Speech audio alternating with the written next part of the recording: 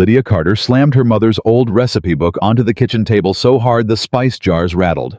"I'm not leaving," she said, her voice shaking, but her eyes steady. "My mother gave 12 years to this ranch. 12 years. And you're telling me to go home?" Nathan Whitmore didn't even look up from his paperwork.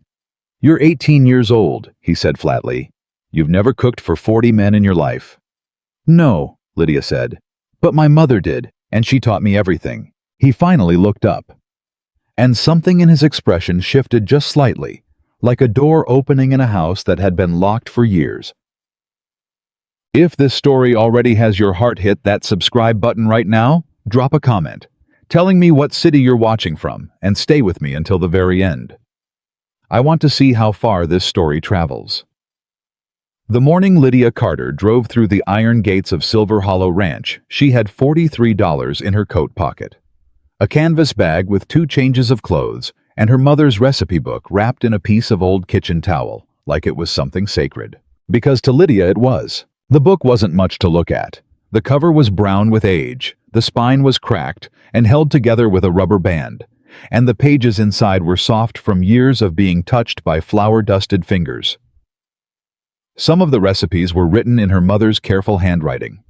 Others were scrawled fast, like Grace Carter had been in the middle of cooking and needed to write something down before she forgot it. A few pages had little notes in the margins.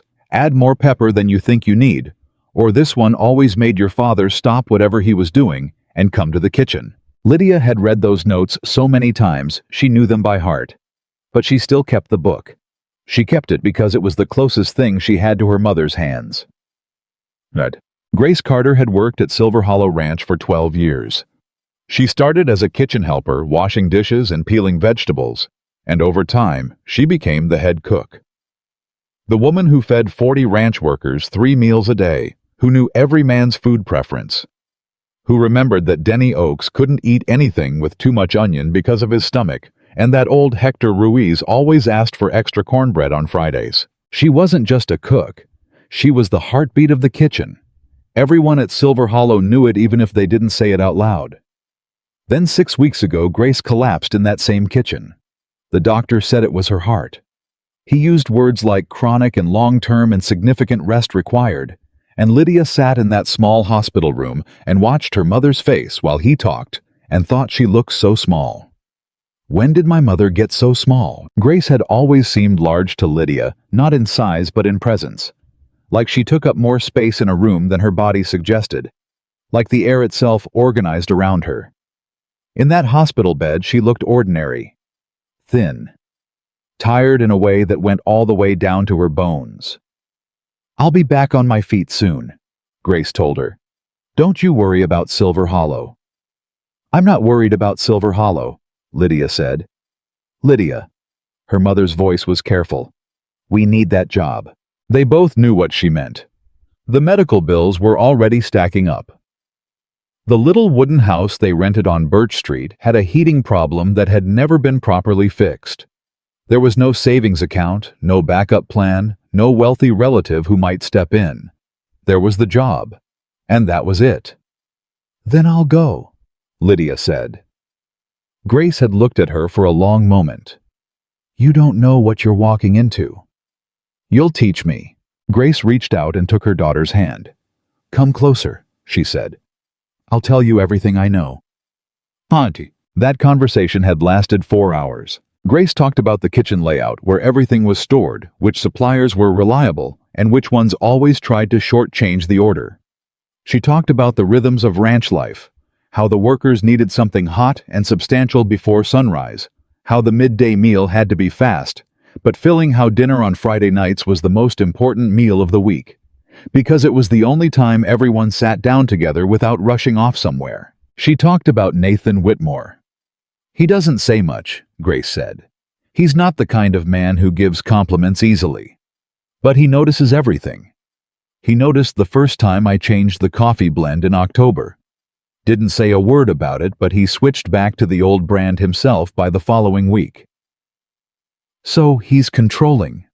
Lydia asked. "No," Grace said slowly. "He's careful. There's a difference. He built everything he has with his own hands. Men like that, they notice when something changes because they paid attention to how it got built in the first place. What happened to his wife? Grace was quiet for a moment. She died 4 years ago. Cancer. Fast and cruel. He never talked about it. Not to me, not to anyone on the ranch as far as I know. But after she was gone, something shut down in him. Like he decided that if work was all he had left, he'd be the best at it and nothing else. Lydia thought about that on the drive to Silver Hollow. She thought about a man who built walls so high he forgot what was on the other side of them. She didn't expect to feel sorry for him, but she did. Just a little. The woman who met her at the kitchen entrance was named Patricia Yates, the ranch's household manager. A brisk, no-nonsense woman in her 50s who looked at Lydia the way you look at a package that arrived damaged and you're trying to decide if it's worth returning. "You're Grace's daughter," Patricia said. It wasn't a question. "Yes, ma'am." "How old are you?" 18. Patricia made a sound that was somewhere between a sigh and a verdict. "Have you ever cooked for more than 10 people at once?" Lydia hesitated for half a second too long. "Right," Patricia said. "Come with me. Mr. Whitmore wants to speak with you before we go any further." Nathan Whitmore's office was off the main hallway of the ranch house, and the door was open when Patricia knocked. He was standing at his desk, not sitting, going through a stack of papers with the focused energy of someone who resented the interruption but was managing it. He was taller than Lydia expected, and younger looking, maybe mid-40s, with the kind of face that had been weathered into something interesting rather than simply aged. His hands were rough. Despite everything he owned, despite the expensive watch on his wrist, his hands were a working man's hands. He looked at Lydia. She looked back. "Grace Carter's daughter," he said. "Lydia," she said. "Lydia Carter. I know your mother's work." He set the papers down. "She's a remarkable woman. I'm sorry to hear about her health." "Thank you. But I want to be honest with you." He said it simply without cruelty, just as a man laying out facts. "This isn't a charity arrangement. I need someone who can actually do the job. 40 men depend on those meals every day. If the kitchen doesn't run properly, the whole operation suffers. I can't afford a learning curve." Lydia felt her jaw tighten. "Then give me a chance to show you there won't be one." Something shifted in his expression so briefly she almost missed it. "1 week," he said. 7 days. If the kitchen runs properly and the men are eating well, we'll discuss a longer arrangement. If not..." He picked his papers back up. "I'll find someone else and make sure your mother gets a proper severance." Lydia nodded once. 7 days is enough." She said it with more confidence than she felt, but she said it, and she didn't look away. The kitchen was worse than she expected. Not because it was dirty. Patricia kept it clean, the surfaces scrubbed, the floors mopped. But clean and functional are two very different things, and this kitchen was one and not the other. The storage system made no sense. Dry goods were on different shelves than where they should logically be used. The prep station was set up wrong for multiple cooks working at the same time. 3 of the burner knobs on the main range were stiff and hard to turn, which meant someone was always adjusting the flame too fast and cooking things unevenly. And the menus.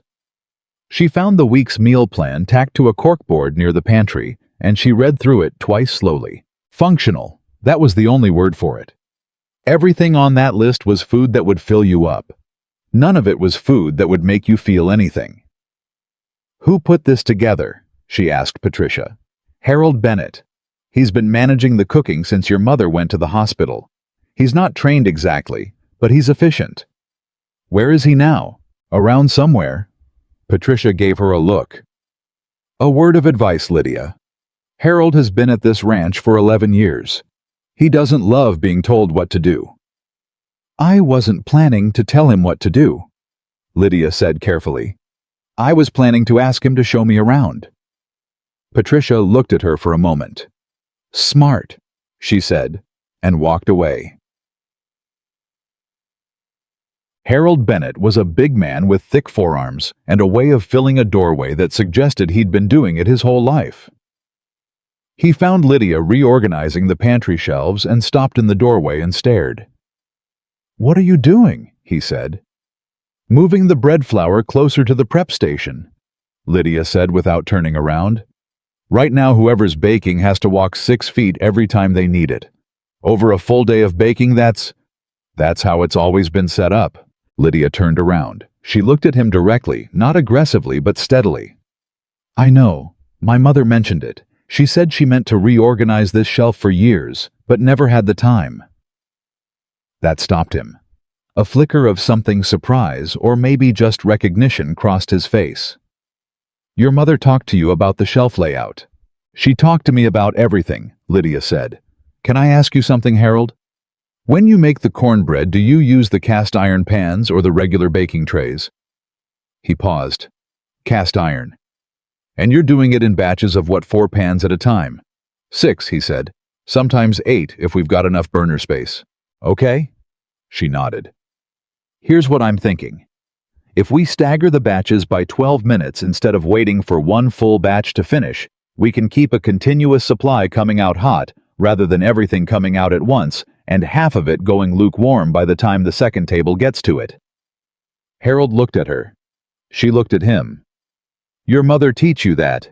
he said finally. "She taught me that the point of cooking isn't to make food, it's to make sure people actually eat it well." Harold was quiet for another long moment.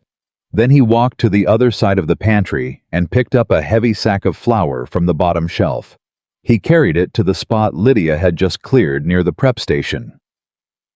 "The rice goes in that corner over there," he said gruffly. "Not where you've put it. Put it there, and the humidity from the back wall will get to it." Lydia moved the rice. Neither of them said anything else about it. But something had shifted. Small and quiet and real. The first dinner was a test. She knew they were watching her, the ranch hands, Harold, even Patricia, who had found a reason to be in the hallway near the kitchen door during service. She didn't let it show that she knew. She just cooked. Her mother had taught her something important: never cook to impress someone. Cook to feed them. There's a difference, and people can taste it. She made pot roast, the long-cooked kind, with root vegetables, and a gravy that required attention and patience. She made biscuits from scratch, the kind with butter folded into the dough 3 times, so they came out flaky in layers. She made a simple green bean dish with garlic and a little lemon, just enough to cut through the richness of everything else. Nothing complicated, nothing showy, just food that took time and care, and tasted like someone had actually thought about the person who was going to eat it. The first sign that something had changed was the silence. When 40 ranch workers eat quickly because they're hungry and the food is fine, there's a constant low-grade noise: chairs, scraping conversation, the clink of silverware. But when food does something to people, when it stops them for just a moment, the room gets quiet in a different way. Lydia heard that quiet from the kitchen. She didn't go out to look. She just stood at the stove and felt it. Behind her, Harold said very quietly, "The gravy's good." It was the first thing he'd said to her in 2 hours that wasn't a logistical instruction. She didn't make a big deal of it. "My mother's recipe," she said. "She always said the secret is low heat and patience." "Most people rush it," Harold said. "Most people do," Lydia agreed. Tug. After the workers left and the kitchen was being cleaned, one of the ranch hands, a young man named Tommy Briggs, barely 20, sunburned and shy, stopped in the kitchen doorway. "Excuse me," he said. Lydia looked up. "Yeah. That was the best pot roast I've had since my grandma made it." He said it fast, like he'd been working up the nerve. I wanted to say that." "Thank you, Tommy," she said. He nodded once, ears going red, and disappeared. Harold, stacking clean pans behind her, said nothing. But she heard him pause for just a second before he kept working. The second day was harder. She had expected one difficult conversation. She got 3. The first was with one of the older ranch hands, a man named Clem Davies, who came into the kitchen mid-morning with his arms crossed and his chin up. "Who changed the coffee?" he said. "I did," Lydia said. I found a half-empty can of a different brand at the back of the pantry. Better quality. I thought. I don't like change, Clem said flatly. Lydia looked at him. He was 60, maybe 65. The kind of man who had worked outdoor hard labor his whole life and wore his preferences like armor. What do you take in it? She asked. He blinked. What? Your coffee. Do you take anything in it, or do you drink it black? Black, he said. Always black. Then try this cup, she said, pouring one and sliding it across the counter. If you still hate it after you taste it, I'll order the old brand back by Friday. Clem stared at the cup. Then he picked it up and drank. He didn't say anything, but he took the cup with him when he left. He didn't say another word about the coffee. Ray. The second conversation was with Patricia, who stopped her in the hallway after the midday meal. Mr. Whitmore noticed the menu change, Patricia said. Lydia felt her stomach tighten. Is that a problem? He didn't say it was a problem, Patricia said carefully. He said he noticed. With Mr. Whitmore, those are different things. But I want you to know he noticed. What specifically did he notice? He asked me who changed the Friday rotation. I told him you did. He nodded and went back to his work. Patricia paused. Like I said, he notices. Lydia nodded slowly. Thank you for telling me. Patricia looked at her for a moment. Your mother never changed the Friday rotation in 12 years. I know, Lydia said. But she told me she always wanted to. Something softened barely perceptibly in Patricia's expression. Go on then, she said. You've got prep work to finish. Chateau. The third conversation of the day was the one that shook her. She was in the kitchen, late afternoon, sitting at the small table in the corner where she'd set up her planning notes, going through the week's supply list and the budget figures Patricia had given her when she heard footsteps that were different from the ranch hand's boots. She looked up. Nathan Whitmore was standing in the kitchen doorway. He didn't come in immediately. He stood in the doorway, the way you stand when you're not entirely sure you have a right to enter a space, which struck Lydia as strange. It was his kitchen, after all, in his house on his ranch. Mr. Whitmore, she said. I'm not inspecting, he said, almost as if he'd heard the thought she hadn't finished yet. I came to get coffee. Lydia glanced at the coffee station, which was clearly visible and accessible without coming anywhere near where she was sitting. She said nothing about that. Sit down if you want, she said instead. I'm just going through the supply list. He crossed to the coffee, poured a cup, and after a brief pause, sat down at the opposite end of the table. It was the strangest thing. He was one of the most powerful men in the county, and in that moment, he sat at her kitchen table like a man who wasn't entirely sure he was welcome. Lydia went back to her list. You changed the Friday dinner, he said. Yes, she said without looking up. Why? She set her pen down. Because my mother always said Friday dinner was the most important meal of the week, and the old menu wasn't treating it that way. It was the same as Tuesday. There's nothing wrong with Tuesday, but... She stopped, looked at him. Do you know what the workers talk about on Friday afternoons? They talk about what time they can get to wherever they're going for the weekend. They're already checked out by 3 o'clock. The meal is a chance to pull them back in, to give them something to sit down for, to make Friday feel like Friday. Nathan Whitmore looked at her. That's a very specific theory for someone who's been here 2 days, he said, but it wasn't unkind. It's my mother's theory, Lydia said. She had 12 years to develop it. Something passed across his face. Something brief and unguarded that he quickly smoothed back into neutral. How is she? He asked. Lydia was quiet for a second. Stable. The doctors are watching her closely. She asks about the ranch every time I call her. She cared about this place, Nathan said. There was something in his voice, not sentiment exactly, but acknowledgement.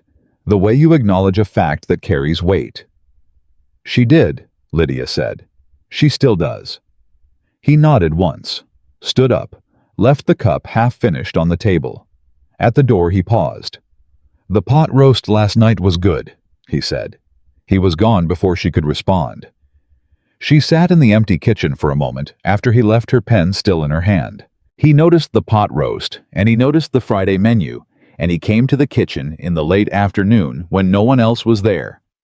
She wasn't sure what to make of that. She filed it away carefully and went back to the supply list.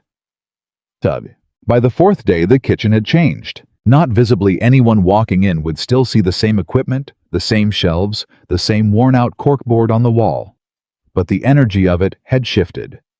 Harold came in earlier than he had before without being asked, and started the prep work with a kind of quiet investment that hadn't been there on day one.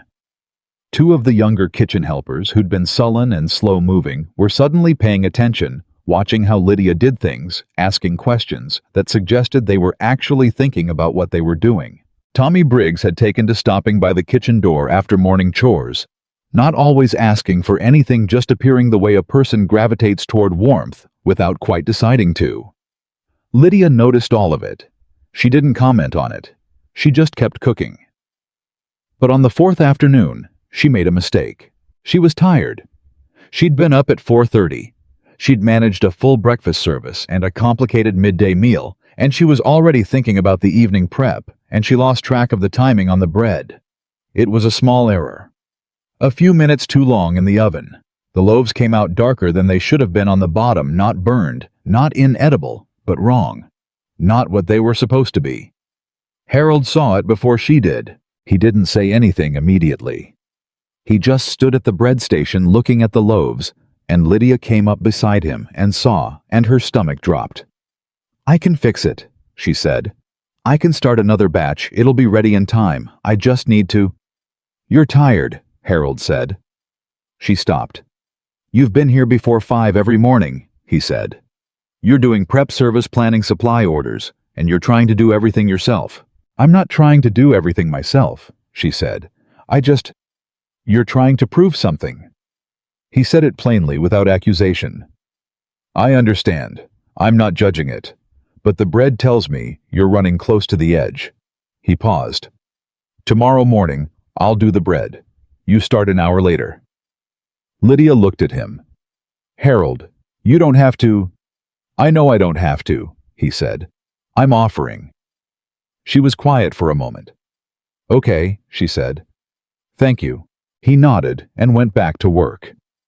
That evening, when she called her mother from the small room she'd been given in the ranch house, Grace asked how things were going.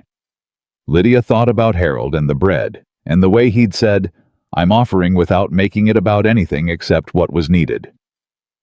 "Better than I expected," she said. "Tell me something specific," Grace said, the way she always did. "Harold Bennett offered to cover the morning bread so I could sleep another hour." There was silence on the other end of the line. "Harold Bennett," Grace said slowly, "has not voluntarily offered to help anyone with anything in 11 years. "Well," Lydia said, "he offered today." She heard her mother make a sound that might have been a laugh, or might have been something else entirely. "Lydia," Grace said. "Mom." "You're going to be fine," Grace said. "You're more than fine."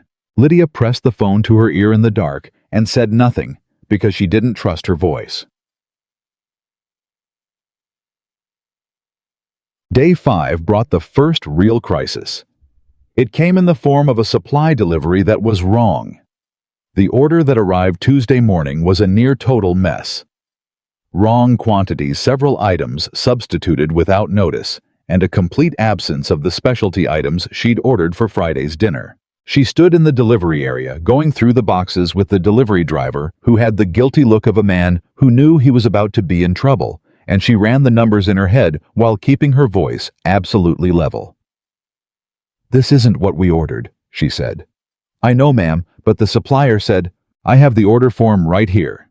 She pulled it from her pocket. 40 pounds of beef short ribs. I received 18. 3 cases of mixed root vegetables. I have 1.5.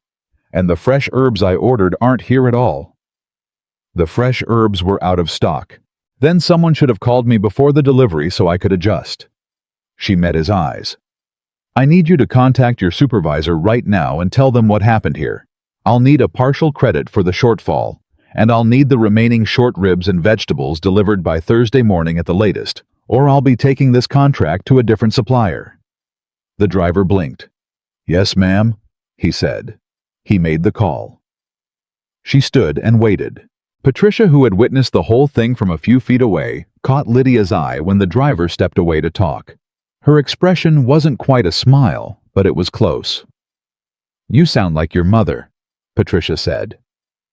Lydia laughed, short and surprised. "She always said a kitchen has to protect itself because nobody else will." She was right, Patricia said. She was. The supply problem forced a menu adaptation, which meant Lydia spent 2 hours that afternoon reworking the week's plan using what she actually had on hand rather than what she'd ordered. This was where her mother's training cut deep. Grace Carter had grown up in a household where you made what you had work because there was no other option. She'd passed that skill to Lydia not as a lesson, but as a way of seeing every ingredient a possibility, every limitation a puzzle rather than a defeat. Lydia pulled out what she had and built backward from it. She found herself at the small table again, papers spread out when she heard the door. She didn't look up immediately. She thought it was Harold. "The Friday menu's going to change," she said. "I heard there was a delivery problem," said Nathan Whitmore's voice. She looked up. He was in the doorway again.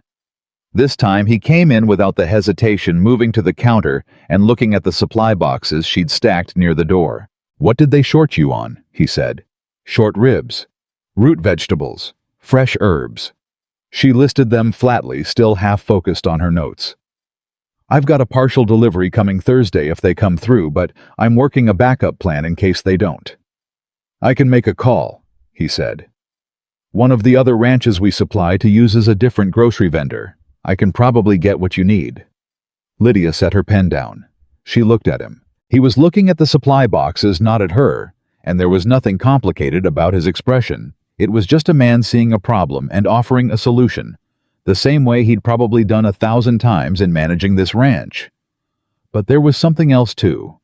He had come to the kitchen again. In the middle of his day, with all the things he had to manage, he had come to the kitchen. "I'd appreciate that," she said carefully.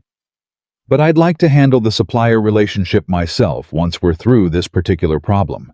My mother always said, if you let someone else fight your battles in the kitchen, you lose the authority to manage the kitchen." Nathan looked at her now. He was quiet for a moment. "That's a fair point," he said. "But the call to your contact, yes please, if you're willing. Just this once while I'm still establishing the supply relationships." He nodded. "I'll make the call this afternoon." "Thank you," she said. He almost left. He was turning toward the door, but he stopped. "How many days have you been here?" he said. "5, she said. He said nothing for a moment. "You argue like someone who's been running a kitchen for 20 years. Lydia thought about that. "I've been watching someone run a kitchen for 18 years, she said. "Maybe it's the same thing." He looked at her for another beat. Something in his expression was carefully controlled, but underneath the control, there was something she couldn't name it exactly, but it was real, and it was there. "I'll make the call," he said again, and he left. Tian, Day 6. Harold came in early the way he'd been doing since the bread incident, and when Lydia arrived at 5:15, he had the dough already started and the prep station organized in a way that showed he'd been paying attention to how she liked to work. She stood in the kitchen doorway for a moment, watching him, this big, stubborn, proud man who'd spent 11 years being perfectly adequate and had started quietly and without announcement to care about being better. "Morning," she said. "Coffee's ready?" he said, not turning around. She poured a cup and stood beside him at the prep station.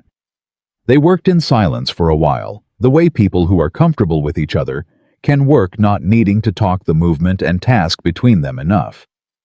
Then Harold said quietly, "Nathan Whitmore came by my quarters last night." Lydia paused. "He came to say the kitchen's running well," Harold said. "He said, Harold stopped, seemed to be choosing his words. He said he hadn't seen the men this settled at mealtimes since before his wife passed. The kitchen was very quiet. He told you that, Lydia said. He's not a man who says things easily, Harold said. When he says something, he means it down to the bone. Lydia thought about what Grace had told her. After she was gone, something shut down in him. What was she like? Lydia asked. His wife? Harold thought about it. Quiet, he said finally. But the kind of quiet that makes a room feel fuller, not emptier. She used to come to the kitchen in the evenings, not to cook, just to sit. She said the kitchen was the only place on the ranch that felt like it belonged to everyone instead of just to Nathan. He paused. After she died, he stopped coming to the kitchen. Until now, Lydia thought. Until now. She didn't say it out loud, but she thought it very clearly. The end of day 6 brought a moment she hadn't anticipated. She was finishing up the kitchen cleanup. Harold had gone, the helpers had gone, and she was alone in the quiet that a kitchen gets late at night, the deep particular stillness of a space that has been full and purposeful all day and is now resting. She had the recipe book open on the counter, looking for something for the next day's plan, and she was turning pages slowly reading her mother's handwriting when she came to a page near the back that she had somehow missed before. Or maybe she'd seen it before and not read it closely.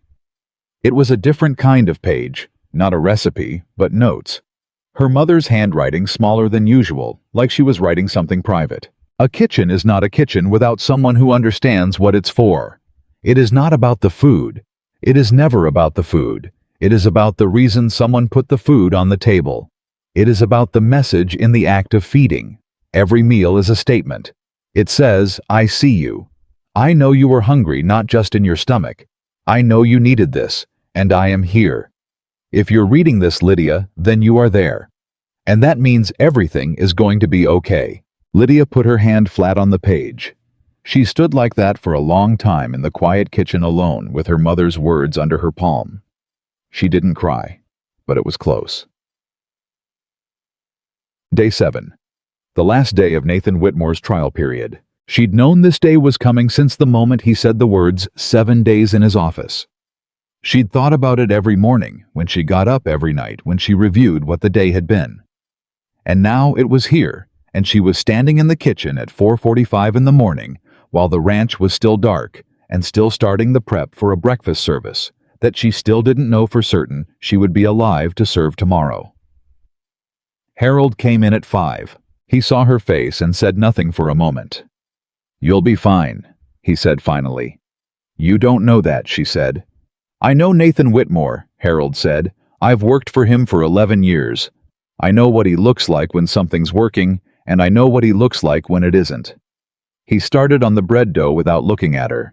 For 6 days I've been watching him look at this kitchen, and I'm telling you, he doesn't look like a man who's about to say no. Lydia wanted to believe that. But she had her mother's medical bills on her phone, and $43 left in her coat pocket, and nothing to fall back on if this didn't work. I just want to earn it, she said. It came out quieter than she meant it to. Harold turned and looked at her with something in his expression that was new. Not the gruff tolerance of day 1, not the professional respect of day 4, but something warmer and more fundamental than either of those things. You already did, he said. You've been earning it every day since you walked in. Lydia turned back to her prep work. She made the best breakfast she'd made all week. Every dish timed right. Every plate filled like it mattered. Every small detail attended to the coffee. Hot the biscuits fresh from the oven. Not more than 10 minutes before service, the eggs cooked in the way that the few workers who had preferences had slowly communicated without words by the way they reacted to what she gave them. When the workers filed in and sat down, and that particular quiet fell over the dining area. That listening, quiet. That something is right here. Quiet. Lydia stood in the kitchen and breathed it in. This was what it felt like. This was what her mother had meant. Not the perfect recipe, not the impressive technique. This. The moment when a room full of tired, weathered people sat down and for a little while stopped carrying everything they'd been carrying and just ate. Nathan Whitmore came to the kitchen at 11 o'clock. Harold happened to be out collecting a supply delivery. The kitchen was empty except for Lydia. He stood in the doorway, that same doorway, the one she'd started thinking of as his, the place where he appeared when he had something to say that he hadn't decided how to say yet. "Sit down," she said. "I'll make coffee." He sat at the small table. She made the coffee and brought 2 cups and sat across from him, which was either entirely natural or entirely presumptuous, and she couldn't quite tell which. He looked down at the cup, then up at her. "You lasted the week," he said. "I did," she said. "More than lasted," he said. He was quiet for a moment, turning the cup in his hands. "I've had 3 of my longest-serving workers tell me this week that the kitchen feels different. One of them—" He paused. "One of them is Clem Davies, who hasn't said something positive about anything in about 4 years." Lydia smiled just slightly. "He's still drinking the new coffee." "He is," Nathan said. "I noticed." He was quiet again. The thing about Nathan Whitmore she'd learned was that his silence wasn't absence, it was weight-bearing. He was thinking when he was quiet, and what he was thinking mattered to him, which was why he didn't rush past it. "I want to offer you the position on a permanent basis," he said. "Same arrangement as your mother's better pay, and we'll—" He stopped. "We'll make sure your mother's situation is handled." Lydia looked at him. "What does that mean?" she said. "Her situation being handled?"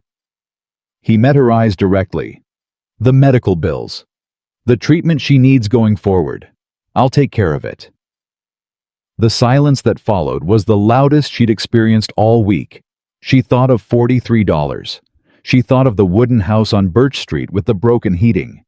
She thought of Grace Carter lying in a hospital bed looking small and tired saying, "We need that job." She could say yes right now. It would be so easy. She said no. Nathan's expression shifted. "I don't want it as charity," she said. Her voice was steady. "I don't want to owe you something that was given, not earned. If my mother gets help with her treatment, I want it to be because I worked for it here, actually worked for it at a fair wage on a real contract. Not because you felt sorry for us." He was looking at her in a way that was hard to read. Not offended, not dismissive. Something more complicated than either. "That's a difficult position," he said slowly. "I know," she said. "It would be easier for you if you just said yes." "I know that too," she said. "But I'm not here to do what's easier. I'm here to earn what's real." Nathan Whitmore sat back in his chair. He looked at her for a long time, and then something happened that she had not seen in 7 days. Something she had not been sure he was capable of based on everything she'd watched. He smiled. Not a big smile. Not a warm one exactly, but a real one. The kind that lives in the corners of the eyes, not just on the mouth. The kind that means something. "Your mother raised you right," he said. "Yes," Lydia said. "She did." He stood, picked up his coffee cup, looked at her one more time. "I'll have Patricia draw up a proper contract this afternoon," he said. "Real wage, real terms, and your mother's medical arrangements will come from the general ranch accounts, not from you personally, which is a standard benefit I should have been offering her for years, and didn't." He said that last part without looking at her, and she understood that it wasn't easy for him to say. "Thank you," Lydia said. He nodded once. At the door he paused, the same pause he always made at that same doorway, the one that had become his. "Lydia," he said. "Mr. Whitmore." "The Friday dinner," he said. "Whatever you were planning, don't change it. The men are looking forward to it." She watched him walk away. She sat alone in the kitchen for a moment. Then she picked up her mother's recipe book, turned to the notes page at the back, and read those last words again. "If you're reading this, Lydia, then you are there. And that means everything is going to be okay." She closed the book. "Okay, Mom," she said to the quiet kitchen. "We're here." She got up and started on Friday's prep, because there was a dinner to make, and it was going to be the best one yet. Friday dinner came out the way Lydia had promised herself it would. She made braised short ribs, the ones that had finally arrived, Thursday morning, just barely after Nathan's call to his contact came through, slow-cooked with red wine and herbs until the meat pulled away from the bone at the suggestion of a fork. She made roasted sweet potatoes with a little brown butter and thyme. She made a simple salad with a sharp vinegar dressing, because richness needs something to cut it.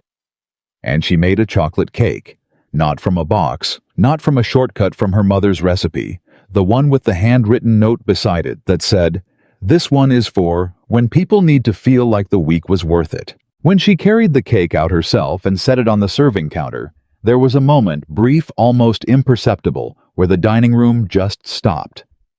Clem Davies, sitting at the far end of the table, looked up from his plate and stared at the cake, the way a man looks at something he'd given up expecting.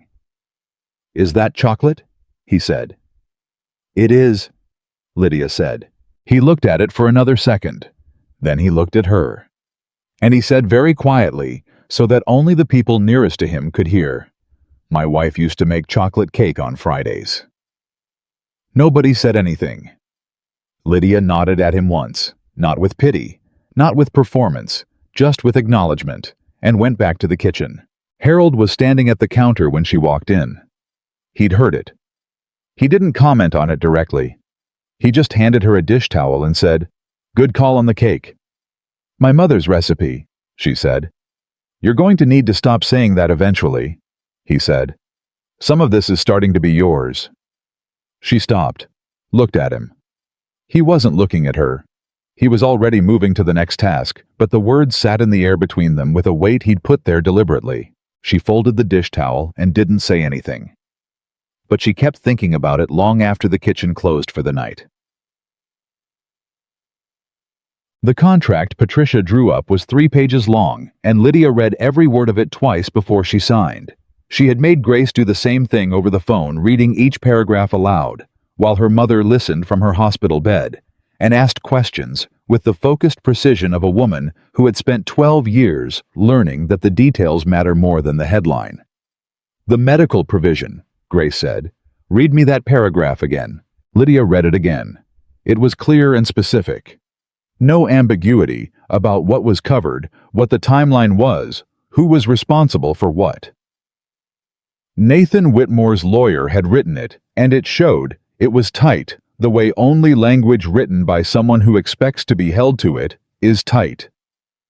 "He didn't have to do that," Grace said softly.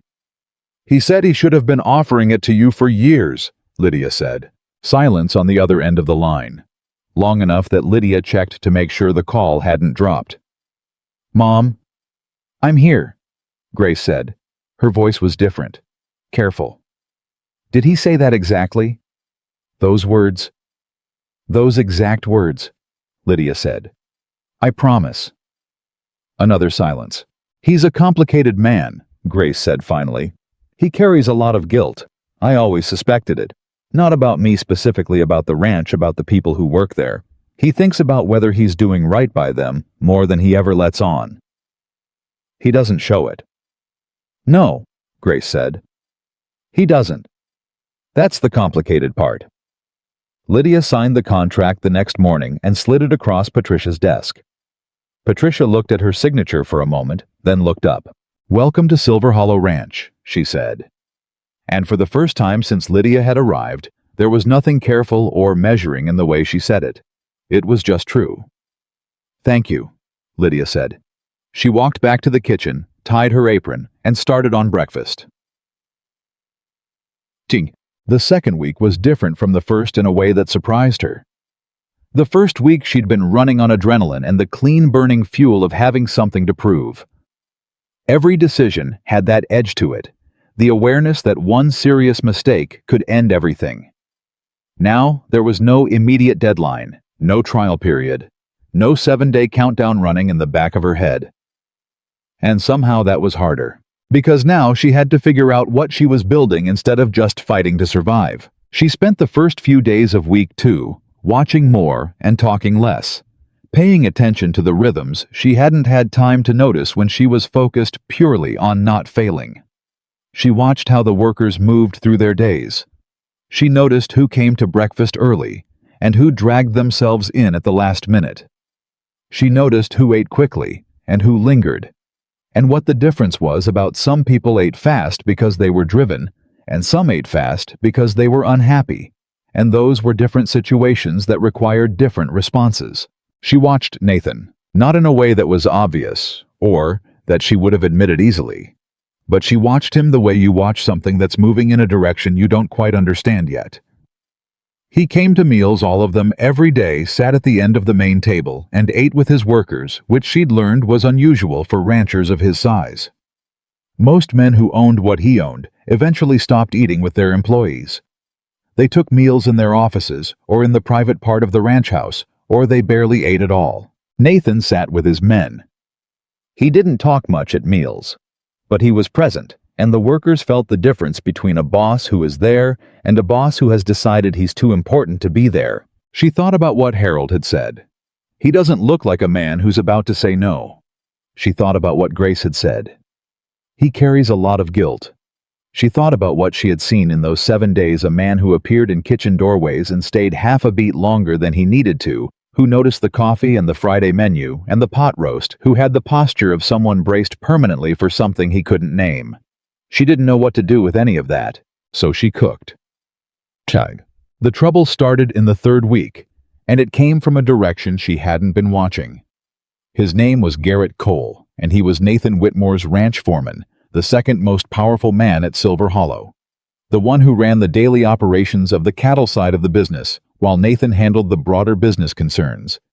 He was 40-something, lean and capable, and he had a way of being pleasant that somehow left a faint residue of unpleasantness behind it. He came into the kitchen on a Wednesday morning while Lydia was in the middle of midday prep, walked in like he owned the space, and said without preamble, "I need to talk to you about the kitchen budget." Lydia kept chopping. "What about it?" "You're overspending," he said. She set the knife down. "I'm within the budget Patricia gave me." "Patricia's budget isn't the only relevant number," Garrett said. He had a clipboard which he set on the counter like a document submitted into evidence. "I've run the last 3 weeks of kitchen expenditures against the previous quarter's average. You're spending 12% more per week." "Yes," she said, "because I changed the supply vendor for the protein and produce, which has a higher per unit cost, but a significantly lower waste rate. Over a month, the actual cost. Over the last 3 weeks," he said, cutting her off, "you've spent more." "Over the last 3 weeks," she said, not raising her voice. "I've also reduced food waste by roughly 30%. I can show you the numbers." "I'd like to see them," he said. The pleasant surface never slipped. She pulled out the logbook she'd been keeping. Something her mother had taught her: always keep a logbook. Always document what you're doing and why, and found the relevant pages and put them in front of him. He looked through them. She watched his face while he read. The numbers were solid. She knew they were solid because she'd done them 3 times to make sure. "These are your numbers," he said finally. "They are," she said. "Would you like to verify them against the actual invoices? Patricia has copies of everything." Garrett looked at her. He smiled. It was a careful smile. "I think I'll do that," he said. "Please do," she said. He took the clipboard and left. Harold, who had been pretending to be invisible on the other side of the kitchen, waited until the door closed and then turned around. "He's done that before," he said. "To your mother. About twice a year, regular as clockwork." Lydia looked at him. "What happened?" "Grace documented everything too," Harold said. "He backed off eventually every time, but he always came back." "Why?" Harold was quiet for a moment. "Because the kitchen is the one part of this ranch he doesn't control," he said. "And Garrett Cole doesn't like things he doesn't control." Lydia thought about that. She thought about the careful smile and the clipboard and the way he'd said, "These are your numbers," like there was a subtle accusation folded inside a neutral question. "Does Nathan know he does this?" she said.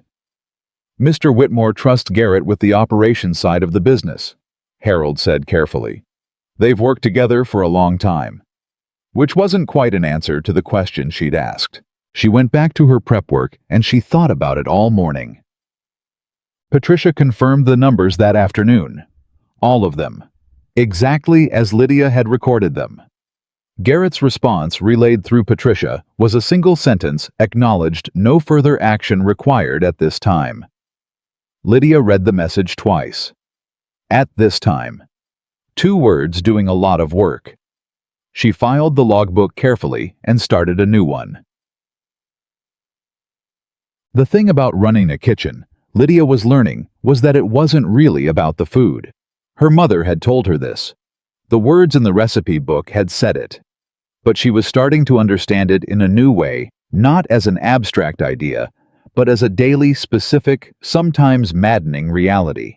A kitchen was a system, and a system existed inside other systems. The kitchen existed inside the ranch's daily operations, which existed inside Nathan Whitmore's business decisions, which existed inside a county-wide economy of cattle prices and land values and supply chains and weather patterns. Every meal she cooked was connected to all of that. When the cattle auction scheduled for the following month started to cast a shadow over the ranch, prices were uncertain. The news from the market wasn't good. And the older workers, who'd been through downturns before, started carrying that particular tightness in their shoulders. That meant they knew something. The younger ones didn't yet. Lydia felt it in the kitchen before anyone said a word about it. The men ate faster. They laughed less. The conversations at the table got shorter and more functional. She didn't know anything about cattle markets. She knew nothing about land prices or the economics of large-scale ranching. But she knew when a room full of people was carrying weight they couldn't put down, and she knew what to do about it. She didn't make the food more elaborate. She made it more familiar. She went back to the deepest recipes in her mother's book, the ones that dated back further than anything else, the ones Grace had learned from her own mother, simple dishes with long cooking times and smells that worked on something in the human nervous system below the level of thought. Slow-cooked chicken with onions and herbs. Beef and vegetable soup that simmered all morning. Fresh bread every day instead of every other day. The kind of food that said this day might be hard, but you're not alone in it. Tommy Briggs noticed first. He came to the kitchen one afternoon. He'd been doing this more regularly, now appearing in the doorway, the way some people appear in a church, looking for something they can't quite name. And he sat on the stool near the prep station that had become his unofficial spot and said, "How do you know what to make?" Lydia considered the question seriously. "What do you mean? Like, how do you know what everyone needs because it changes? Last week it was that spicy thing with the potatoes, and everyone was laughing by the end of dinner. This week it's the soup and the bread, and it's different. Quieter. But also like..." He struggled for the word. "Warmer? Is that weird to say?" "It's not weird," she said. "You're just describing what food does when it's paying attention." Tommy thought about that. "I didn't know food could pay attention." "The person making it can," she said. "Same result." He was quiet for a moment. Then, "Did you always want to be a cook?" Lydia paused in her work. It was a question she hadn't thought about in weeks, which itself was an answer. "I wanted to be whatever my mother needed me to be," she said honestly. "And she needed me to be this." "But do you like it?" Tommy pressed. "Like, if you could do anything, is this what you'd pick?" Lydia looked around the kitchen, the warm, particular organized chaos of it. The smells that had soaked into her clothes and her hair, the logbook on the counter and the recipe book beside it. Harold's neat handwriting on the daily prep checklist on the wall. "Yeah," she said. And she was surprised to find she meant it completely. "Yeah, I think it is." Tommy smiled that big, uncomplicated smile that made him look about 15 years old. "I want to be a cook someday," he said. "Or I don't know, something where I make things, where I can look at something at the end of the day and know I built it." "Then you should," Lydia said simply. "Mr. Whitmore needs ranch hands," Tommy said, with the resignation of someone who'd made his peace with a decision he hadn't fully chosen. "Mr. Whitmore also started as something other than what he is now," Lydia said. "Most people do." Tommy looked at her. He opened his mouth to say something, then closed it, then opened it again.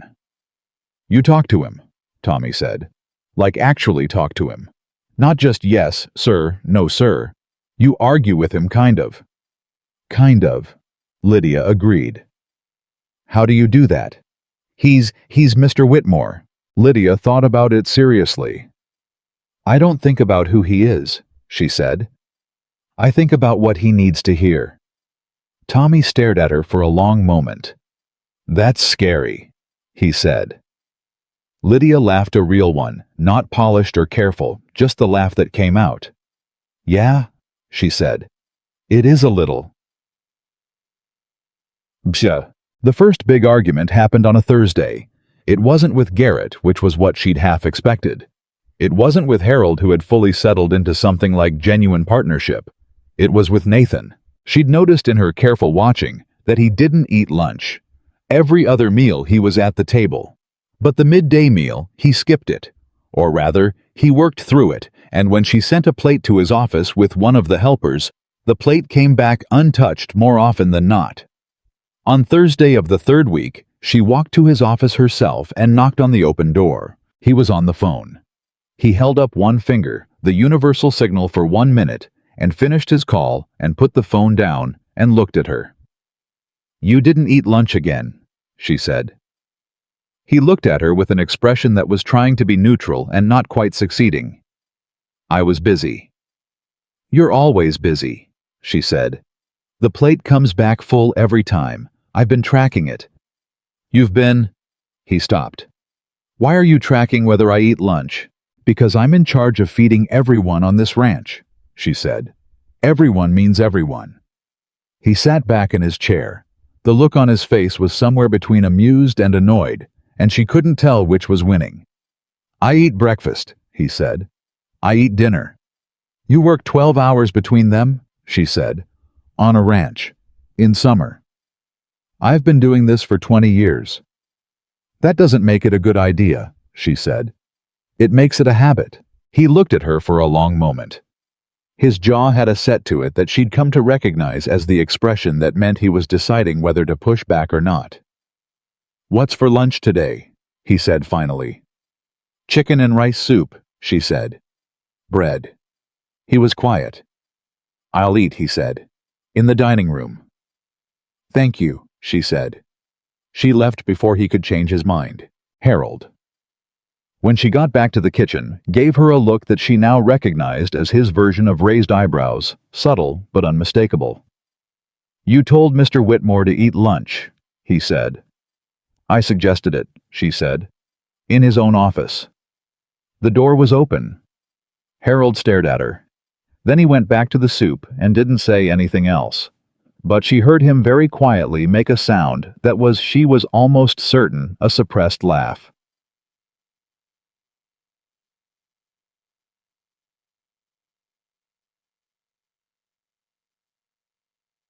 Nathan came to the dining room for lunch. He sat at the end of the table the way he always did, and he ate the soup, and he ate the bread, and he didn't make a production of it, and neither did the workers who noticed and exchanged glances over their own bowls. After the meal was done, and most of the workers had gone back to work, he stayed for an extra moment. Lydia was collecting dishes from the far end of the table, and he said without particular emphasis, "The soup was good." "It's my mother's recipe," she said, and then caught herself remembering Harold's words. "Some of this is starting to be yours," and said, "It was my mother's recipe, now it's mine." Nathan looked at her. "There's a difference," he said. "Yes," she said. "A small one, but yes." He nodded slowly, like he was filing that away. Like he understood something about ownership and inheritance that went beyond recipes. He left. Lydia watched him go. Patricia appeared at her elbow the way Patricia always appeared, as if materialized from the wallpaper. "That's the first time he's eaten lunch in that room in 2 years," Patricia said. Lydia kept collecting dishes. "Really?" "His wife used to make him come in for lunch," Patricia said. "When she was alive, he never missed it." The kitchen was suddenly very loud in Lydia's head, and very quiet in reality. She put a bowl down carefully. "Patricia," she said, "how long have you worked here?" 18 years, Patricia said. Then you knew her. I did, Patricia said. Lydia looked at her. What do you think he needs? She said. Not from the kitchen, from the people around him. Patricia was quiet for a moment that felt long and considered. He needs to remember that life isn't only a business to be managed, she said finally. He's been managing things for so long, he's forgotten the difference between running a ranch and living in one. She paused. Your mother understood that. She never pushed him. But she made the kitchen a place that reminded him. How? By caring, Patricia said simply. By doing her job like it mattered beyond the task itself. He felt it even when he wouldn't have been able to say what he was feeling. She straightened up. You're doing the same thing if you haven't noticed. Lydia thought about that for a long time. Week 4 brought the thing she hadn't anticipated. She'd been sending daily updates to Grace phone calls every evening, a habit that had started as information transfers and slowly become something else. Something closer to two people thinking together about the same problem from different angles. Grace would ask questions, Lydia would answer them, and in the answering she always found she understood something she hadn't understood when she was only living it. Tell me about the foreman, Grace said one evening. Lydia recounted the budget confrontation.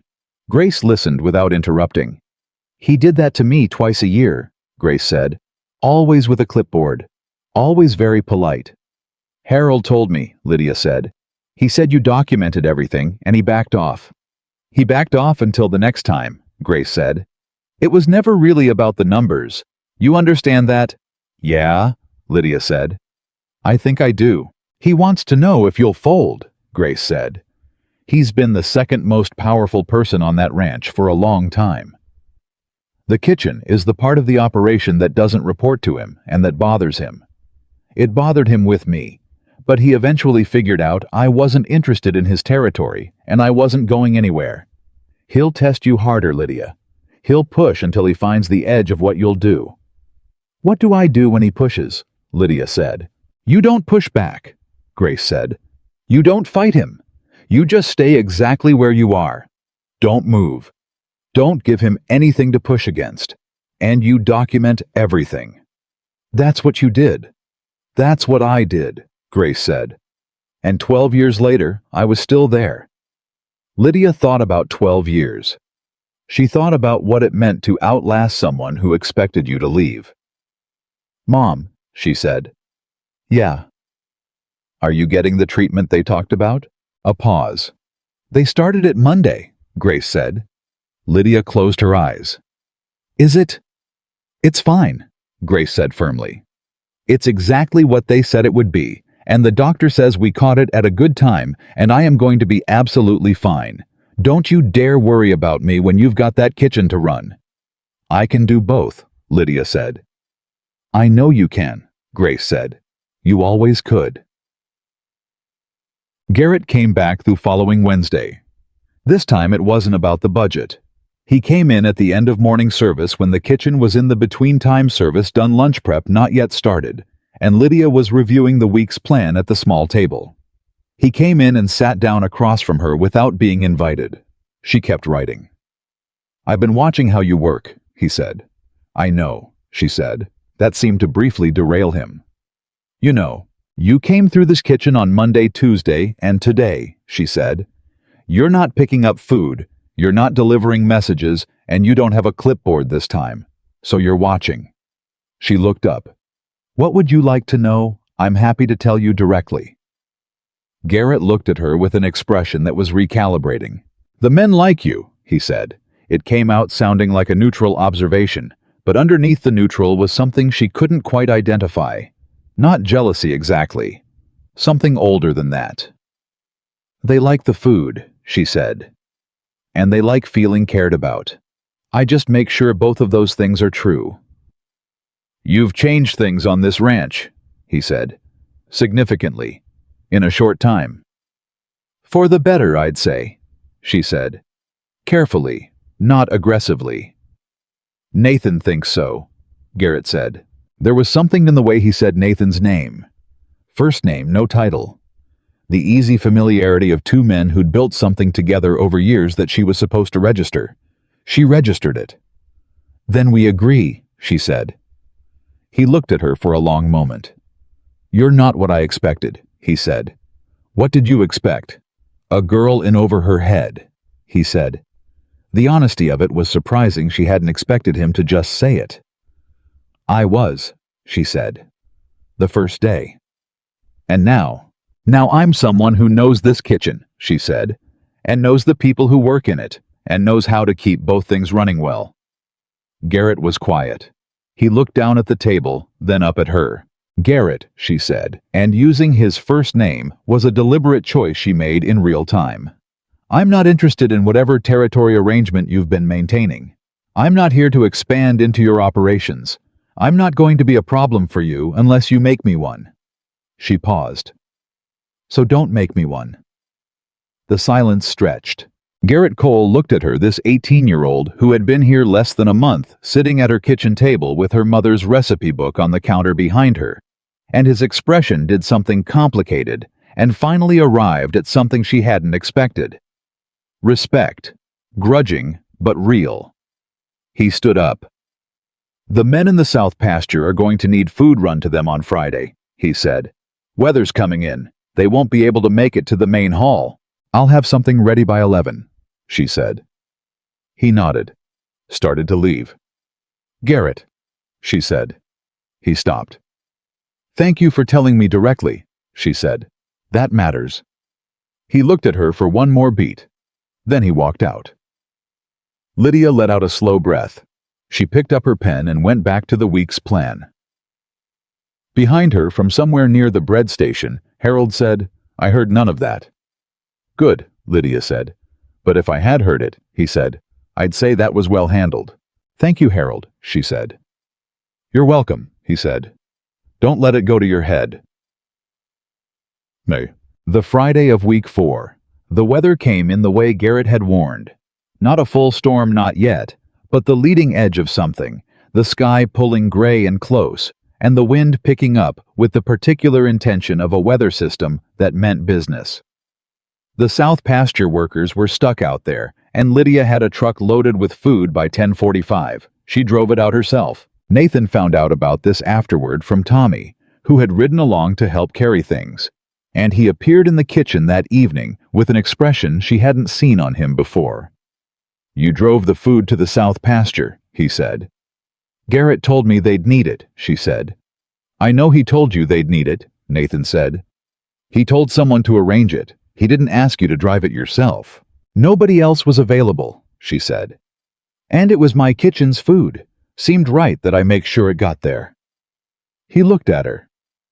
"You don't know the land out there," he said. "You could have taken a wrong turn, gotten stuck. The weather was—" "Tommy knew the way," she said. "I asked him before we left." "That's not the point," Nathan said. He was trying to keep his voice level, but there was something underneath it that she recognized as something other than professional concern.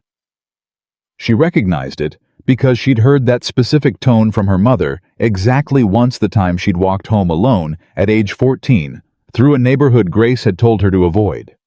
Fear wearing the costume of irritation. "I'm fine," she said.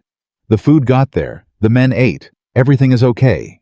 "You've been on this ranch for less than a month," he said. "You don't know which roads are safe in high wind. You don't know where the ground gets soft near the creek. You don't—" "Nathan," she said.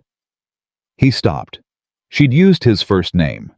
She'd done it without thinking, and now it was out there in the air between them, and she watched him register it. "I'm fine," she said again, quieter this time. "I'm sorry I worried you. That wasn't my intention." The air in the kitchen was very still. He ran a hand over his jaw, looked at the counter, looked back at her. "Next time," he said carefully, "let me know before you go."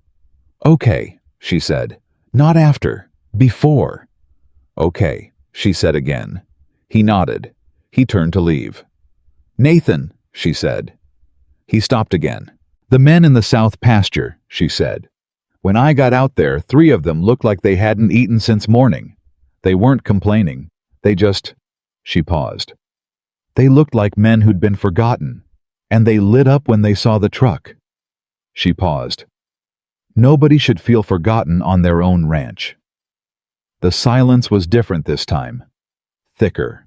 Nathan Whitmore stood with his back half turned toward her, and she watched the tension in his shoulders shift into something else. "No," he said. "They shouldn't." He left, but the way he said it low, certain like a man making a promise to himself, stayed in the kitchen long after he was gone. That night, Lydia called her mother. "I called him by his first name today," she said before Grace could say anything else. A pause.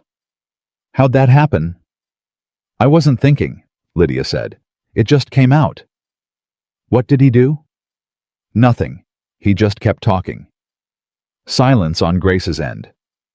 "Mom," Lydia said. "I worked there for 12 years, Grace said. 12 years Lydia and I never once called that man by his first name." Lydia sat with that for a moment. Did I do something wrong?" "No," Grace said, and there was something in her voice that Lydia couldn't quite read. "No, baby. I don't think you did anything wrong at all." "Then what is it?" "It's just—" Grace was quiet again, choosing. "It's just that sometimes a place needs something new, and you're new, and maybe that's—" She stopped, seemed to decide something. "Just be careful, Lydia." "Careful how?" "Careful with what you're building," Grace said. "Because once you build something with people, once it gets real, you're responsible for it. And that's not a small thing." Lydia looked at the kitchen, the quiet night version of it, the one that only she and the after-hours darkness knew. "I know," she said. She meant it. She meant it more with every day that passed. The recipe book was open on the counter, the page catching the low evening light, her mother's handwriting soft with age, but perfectly legible. It is about reminding them they are not alone. Lydia closed the book gently and started planning the week ahead. She had a lot of work to do. The storm didn't announce itself the way storms are supposed to. There was no dramatic build-up, no obvious warning that gave people time to prepare and feel ready. It came the way the worst things usually come, quietly at first, almost politely, and then all at once with a force that made everything before it feel like a practice run. It started on a Tuesday night in Lydia's 6th week at Silver Hollow Ranch. She was in the kitchen, finishing the next day's prep list, when she heard the wind shift. Not a gust, a shift. A fundamental change in direction that she felt more in her chest than heard with her ears. She paused with her pen over the paper and listened. Harold had gone home 2 hours ago. The ranch was settling into its night quiet. But outside something was waking up. She went to her room and called the weather service on her phone, and what she read made her set the phone down on the bed and sit very still for 30 seconds. Then she got up, went back to the kitchen, and started working. Not because someone told her to. Not because there was a plan in place. Because she looked at what was coming, and she looked at what she had, and she started solving the problem. The only way she knew how, from the inside out, from the kitchen out, one clear step at a time. She was still working at midnight when Nathan found her. He came in still wearing his boots, which meant he hadn't slept yet, and his expression had the particular focus of a man who'd been managing a crisis on one end of the ranch, and had just discovered there was another situation developing on this end. He stopped in the doorway and looked at what she'd done. Every surface in the kitchen was organized. She'd done a full inventory of every perishable, every dry good, every stored item, and sorted them by how long each would last without power. She'd made a written priority list for what needed to be cooked immediately, what could wait, and what could be stored cold in the outdoor shed if the kitchen power went out. She'd calculated how many meals she could produce with what she had on hand, assuming no new deliveries for up to 4 days. The calculations were on 4 separate sheets of paper laid out in order on the center prep table. Nathan walked to the table and looked at them. He was quiet for a long time. "When did you start this?" he said. "About 2 hours ago," she said, "when the wind changed." He looked at her. "You felt the wind change inside the building." "I grew up in a house with gaps in the walls," she said. "You learn to feel weather early." He looked back at the papers. His jaw worked like he was processing something that was coming in faster than expected. "The road to the east supplier is already flooded," he said. "I just got off the phone with the county road service. We're cut off from the main highway until at least Thursday." "I know," she said. "That's what the 4-day plan is for." He picked up the first sheet, read it, put it down, picked up the second. "You calculated this in 2 hours," he said. "My mother taught me to always know what you have before you need it," she said. "I've been updating the inventory every week since I got here. Tonight, I just used it." Nathan set the second sheet down. He looked at her with an expression she'd never seen on him before, not the careful neutrality he usually wore, not the controlled assessment she'd gotten used to reading, but something open. Something that had been caught off guard and hadn't had time to close itself back up. "What do you need from me?" he said. "Not good work and not I'll take it from here. What do you need from me?" Lydia felt something click into place, not romantically, not dramatically, but structurally. Like a beam settling into a joint it was built for. "3 things," she said. "I need 2 of the ranch hands reassigned to kitchen duty for the next 48 hours. I need the generator fuel checked and topped off before morning, and I need permission to move the meat from the secondary freezer to the main cold storage in the east shed, because if the power flickers, that secondary unit goes first." Nathan was already nodding before she finished. "I'll have it done within the hour," he said.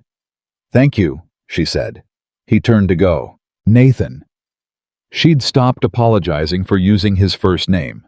It had become the way she spoke to him quietly and naturally, and he'd never once asked her to stop. "Get some sleep before it hits. You're going to need to be sharp tomorrow." He paused. "You're telling me to sleep?"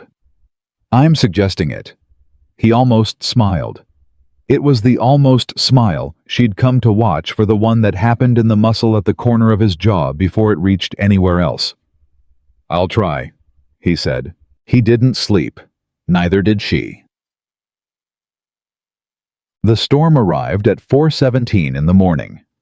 It arrived with the full authority of something that had been building for days, wine that was not just loud, but physical pressing against the walls of the ranch house, with the insistence of something alive.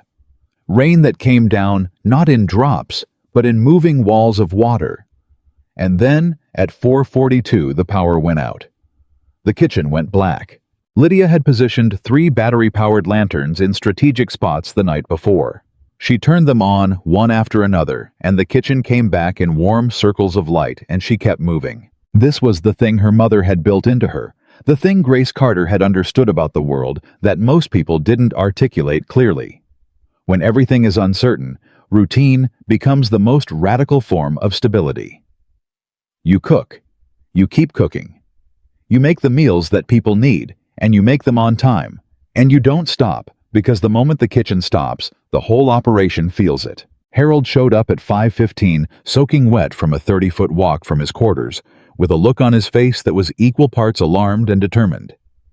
"Power's out," he said. "I know," she said. "Lanterns are on generators running on the essential circuits. We have full cooking capacity. I need you on the bread, same as always." He stared at her for a second. Then he washed his hands and got to work. The 2 ranch hands Nathan had reassigned, Dale Mercer and a young man named Soto, showed up at 5:30 disoriented and clearly wondering what they'd been pulled into. Lydia put them to work immediately, calmly, with specific instructions and clear reasons, and they settled into the rhythm of it within 20 minutes. At 6 o'clock, she had breakfast service running. Not a reduced service. Not a makeshift service. Full breakfast, eggs, toast, potatoes, the good coffee. Because if there was ever a morning when the men of Silver Hollow Ranch needed to sit down to a real meal, it was this one. The dining room filled up with wet, wind-battered ranch workers who had spent the last 2 hours securing equipment and checking cattle and doing the 100 urgent physical things a storm demanded of a working ranch. They came in tense and braced. They sat down to food that was hot and solid and carefully made. That particular quiet happened again, the one Lydia had been learning to read. The room settled. Shoulders dropped. Forks moved. Nathan came in at 6:20. He was soaked through. There was mud on his boots, up to the laces, and he had the controlled but visibly strained expression of a man who had been managing bad news since before sunrise. He sat at the table. He ate. He didn't say anything for the first 10 minutes. Then Garrett Cole came through the door with a look on his face that Lydia recognized immediately as the kind that carried news no one wanted. He went straight to Nathan. She was close enough to hear. "The east fence line is down," Garrett said low and fast. "About 200 feet of it. We've got cattle in the Hendersons' pasture. I've got men out there now, but it's going to take time to drive them back in this weather, and the Henderson family is calling." Nathan set his fork down. "How many head?" 40, maybe 50, maybe more. Nathan stood up. Something in the room shifted, the specific shift that happens when the man in charge stands up at an urgent moment. Men looked up from their plates. "I need 6 volunteers," Nathan said. His voice was level. It didn't need to be loud. "South pasture, east fence line. Bring your rain gear and your horses if they'll go in this wind." 8 men stood up. He nodded once. "Finish your food first," he said. "You're going to need it." Lydia was already back in the kitchen, putting together something hot and portable before he'd finished the sentence. Hanse. They were out there for 5 hours. She knew, because she tracked the time, the way she tracked everything carefully and continuously, because time was an ingredient like any other, and she needed to know when things would be needed. At the 2-hour mark, she sent hot coffee and sandwiches out to the south pasture via Tommy Briggs, who was the best driver on the ranch in bad weather, and who had offered without being asked. At the 4-hour mark, she started a large pot of beef stew, the long-cooked kind, the kind that deepened while it sat, the kind that would be exactly right by the time cold, exhausted men came through the door.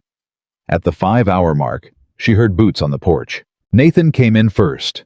He was so wet that water was running off his jacket in streams, and there was something in his face beyond exhaustion, a tightness around his eyes that she'd learned to recognize as the expression he wore when he was absorbing something difficult and trying to decide where to put it. "How many did you lose?" she asked. She asked it directly because she'd learned that with Nathan, a direct question was easier to answer than one that approached sideways. He didn't want to be managed around the hard things. 3, he said. "We think. We'll know more once we can do a full count." 3 cattle in a storm on a working ranch were not a catastrophe. She knew that. But she also knew that on a ranch like this, loss was still loss, and Nathan Whitmore was not a man who carried it lightly. "Sit down," she said. "The stew's ready." "I need to call the Hendersons." "Harold," Lydia said without raising her voice. Harold appeared from the kitchen. "Already pulled up their number," he said, holding out the ranch's phone. Nathan looked at Harold, then at Lydia. Something moved across his face that she couldn't catalog too many things at once. He took the phone. He sat. He made the call. Lydia put a bowl of stew in front of him. He ate while he talked. Chunk. The storm lasted through Tuesday and broke on Wednesday afternoon, leaving behind the particular kind of silence that comes after something violent. Not peaceful, exactly, but relieved. The ranch began its assessment, its accounting of damage and loss, and what needed to be repaired, and in what order. Lydia stayed in the kitchen. She stayed in the kitchen because that was her post, and she knew it, but also because the kitchen had become the thing she'd understood it to be, from her mother's notes, the center of gravity for people who were processing something hard. They came through all day Wednesday. Workers who needed to talk or needed not to talk but needed company. Tommy sat on his stool for an hour that afternoon without saying anything at all, just being present in a space that felt stable, when the rest of the ranch felt like an aftermath. Harold baked bread. He always baked bread, but on that Wednesday he baked more than they needed, and the smell of it moved through the ranch house in a way that was doing specific necessary work. Clem Davies came to the kitchen door mid-afternoon. He stood there for a moment, and Lydia looked up from the counter. "I heard you had the plan ready before the storm hit," Clem said. "The food plan, 4 days laid out." "I did," she said. He was quiet. My wife used to do that, he said. Plan ahead before a storm. She'd know 2 days before I did that weather was coming. He paused. She had a gift for it. Lydia set down what she was doing and gave him her full attention, because this was one of those moments that required it. She sounds remarkable, Lydia said. She was, Clem said. He cleared his throat, looked at his boots. Anyway, the stew last night was good. Thank you, Clem, she said. He nodded once and left. Harold waited until his footsteps had faded, and then said quietly, That man hasn't mentioned his wife to anyone in 3 years. Lydia was quiet. Something's happening, Harold said. Not urgently, not with alarm, just observing, like a man naming a fact. I know, Lydia said. Is that okay? Harold said. She thought about what her mother had said. Be careful with what you're building, because once you build something with people, once it gets real, you're responsible for it. I think so, she said. I hope so. Harold nodded slowly and went back to the bread. On Wednesday evening, Nathan came to the kitchen. This was not unusual anymore. He came to the kitchen regularly now, in a way that had started with the hesitation of someone uncertain about whether they had the right, and had slowly become natural, unremarked upon. The kitchen was a place he came to. That was simply true now. But tonight was different. He came in and sat at the small table and didn't say anything for a while. Lydia made tea, something she'd recently started keeping on hand, because she'd noticed he sometimes needed something warm that wasn't coffee, something without the edge of caffeine, and he always took it without comment when she set it in front of him. She set it in front of him now and sat across from him and waited. I found something today, he said. She looked at him. He reached into his jacket pocket and put something on the table between them. It was a small photograph. Old, the edges soft, the colors faded in the way photographs fade when they've been handled many times. It showed a woman in a kitchen. Not this kitchen, a different one, smaller, laughing at something outside the frame. She was young in the photo, dark-haired, and she had the kind of laugh that you could see the sound of even in a still image. Her name was Elaine, Nathan said. Lydia looked at the photograph and then at him. She loved to cook, he said. She was terrible at it. A pause, and something happened in his voice, a fracture very small, repaired almost immediately. She always said the food didn't matter, only the making of it, the act of doing it. She said as long as someone was in the kitchen making something, the house was alive. Lydia didn't say anything. This was not a moment for words from her. After she died, he said, I stopped coming to the kitchen. Not deliberately. It just the kitchen was hers, and she was gone. And I didn't know what to do with a room that reminded me of someone who wasn't there anymore. He was looking at the photograph, not at Lydia. I found this in the storm debris today, he said. It must have blown out of a box in the storage building. I haven't seen it in 4 years. Lydia looked at the woman in the photograph, at her laugh, at the kitchen behind her. She was right, Lydia said quietly. Nathan looked up. About the kitchen being alive, she said. She was right about that. He held her gaze for a moment. The kitchen was very still around them, the particular still of late evening. Harold gone, helpers gone, just the two of them, and the light above the table, and the sound of the weather settling outside. Your mother's book, he said suddenly. Would you mind if I looked at it? She got up and got it from the counter and set it in front of him. He opened it carefully, the way you open something that belongs to someone else. He turned the pages, slowly reading her mother's handwriting, pausing at the notes in the margins.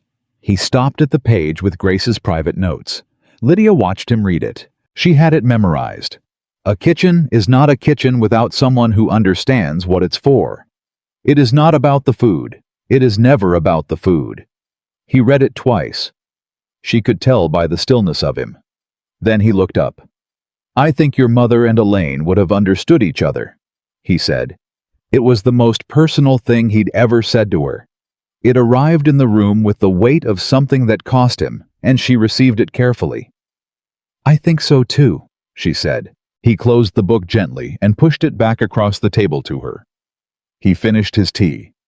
He sat for one more moment in the warm quiet of the kitchen that had become slowly and then suddenly the way all real things happen, a place he belonged again.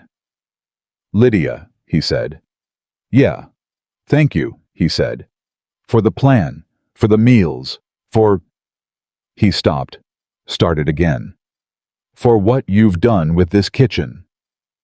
"I've done what my mother taught me," she said. "And what the kitchen needed." "No," he said quietly. "You've done more than that. You know you have." She didn't argue with him. She let it be true. The next morning, everything changed in a way nobody saw coming. It started at breakfast, and it started with Garrett Cole. He came in early before most of the workers, which was unusual. He sat at the far end of the table, which was also unusual. Garrett normally ate in his office, maintaining the separation of rank that he considered appropriate. His sitting in the dining room was already a signal, but Lydia only processed it later. What she noticed first was the way he looked, not the careful, managed pleasantness of a man who was always presenting a version of himself.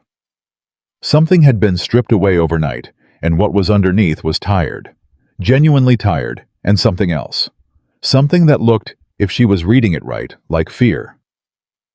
She brought coffee to the table herself. She set a cup in front of him, and he looked up at her and said without any of his usual performance, "I owe you an apology."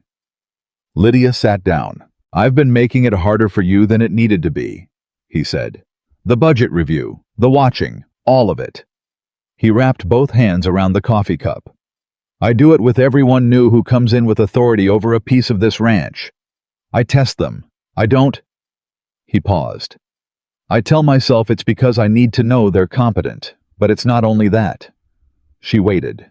"Nathan and I built this ranch together," Garrett said. "After Elaine died, I was the one who kept him in it. When he was ready to sell everything and walk away, I was the one who talked him into staying. I've been here through every version of this place." He looked at his coffee. "When someone comes in and starts changing things, when the men start talking about the kitchen, the way they've been talking about it, it feels like something is moving that I can't see. And I don't—" He stopped. "You don't like things you can't see," she said. "No," he said. "I don't." "Garrett," she said carefully. "What happened last night? You don't come in at 7 in the morning looking like this because you decided to apologize. Something happened." He looked at her for a long moment. "Nathan called me into his office last night," Garrett said. "After you'd both—" He paused. "After whatever happened in the kitchen happened. He called me in and he talked for about an hour. About Elaine, about the ranch, about what he wants the place to become." He paused again. "He hasn't talked like that in 4 years. He hasn't been like that in 4 years."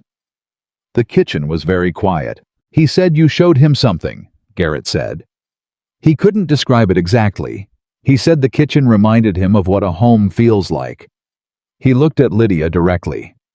4 years, Lydia. That man has been running this ranch like it's a business he inherited from a stranger. Last night he talked about it like it was his home." She said nothing. "Whatever you're doing," Garrett said. He said it roughly, like it cost him something to say. "Keep doing it." He picked up his coffee and went back to his end of the table and didn't say anything else. Lydia sat for a moment. Then she went back to the kitchen.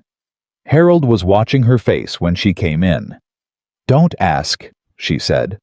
"Wasn't going to," he said. She tied her apron and started on the eggs. Diengt. 2 days after the storm, Grace Carter called with news.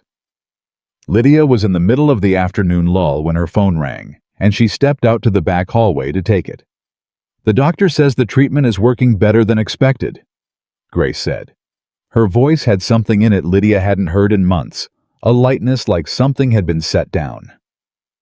He used the words, "excellent response." He actually said that. Lydia put her hand on the wall. "Mom," she said. It came out barely above a whisper. "I know," Grace said. "I know." They were quiet together for a moment, the particular quiet of two people who had been holding the same weight for a long time and just felt it lift a little. "Tell me about the ranch," Grace said then. "Tell me everything."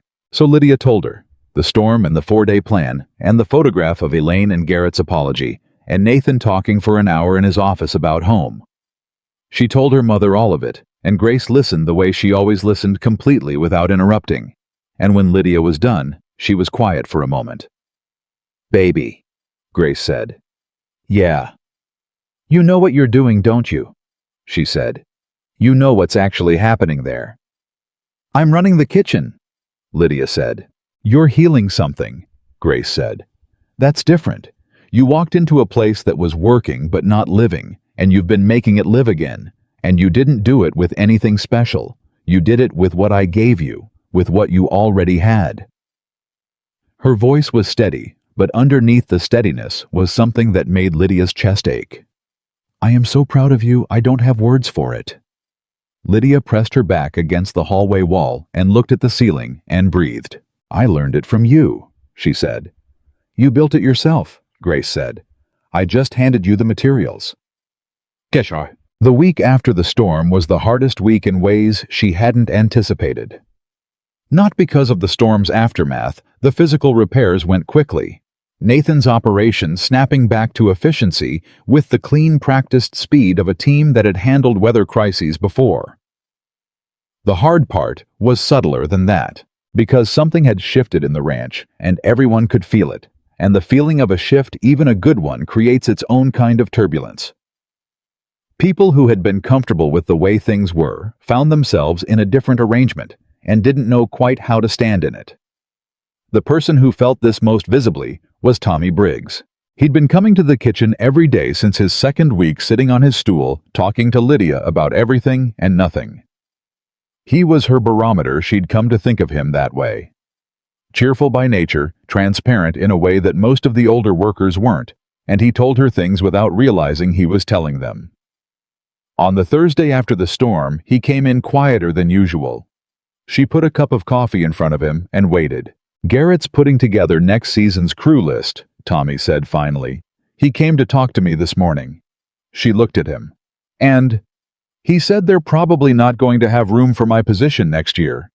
He said it evenly, but his hands were wrapped tight around the mug. "Budget adjustments. Post-storm costs." He said it's nothing personal. "It's never personal when they say it's nothing personal," Harold said from the other side of the kitchen, not turning around. Tommy looked at his coffee. "Did he say definitely?" Lydia said. "He said probably," Tommy said. "But the way he said probably, it felt like definitely." Lydia thought about the conversation she'd had with Garrett 2 days ago. His apology. His coffee held in both hands. She thought about the way probably could be used as a weapon, or as a genuine uncertainty, and how hard it was to tell the difference from the receiving end. "Are you going to tell Nathan?" she said. Tommy looked up sharply.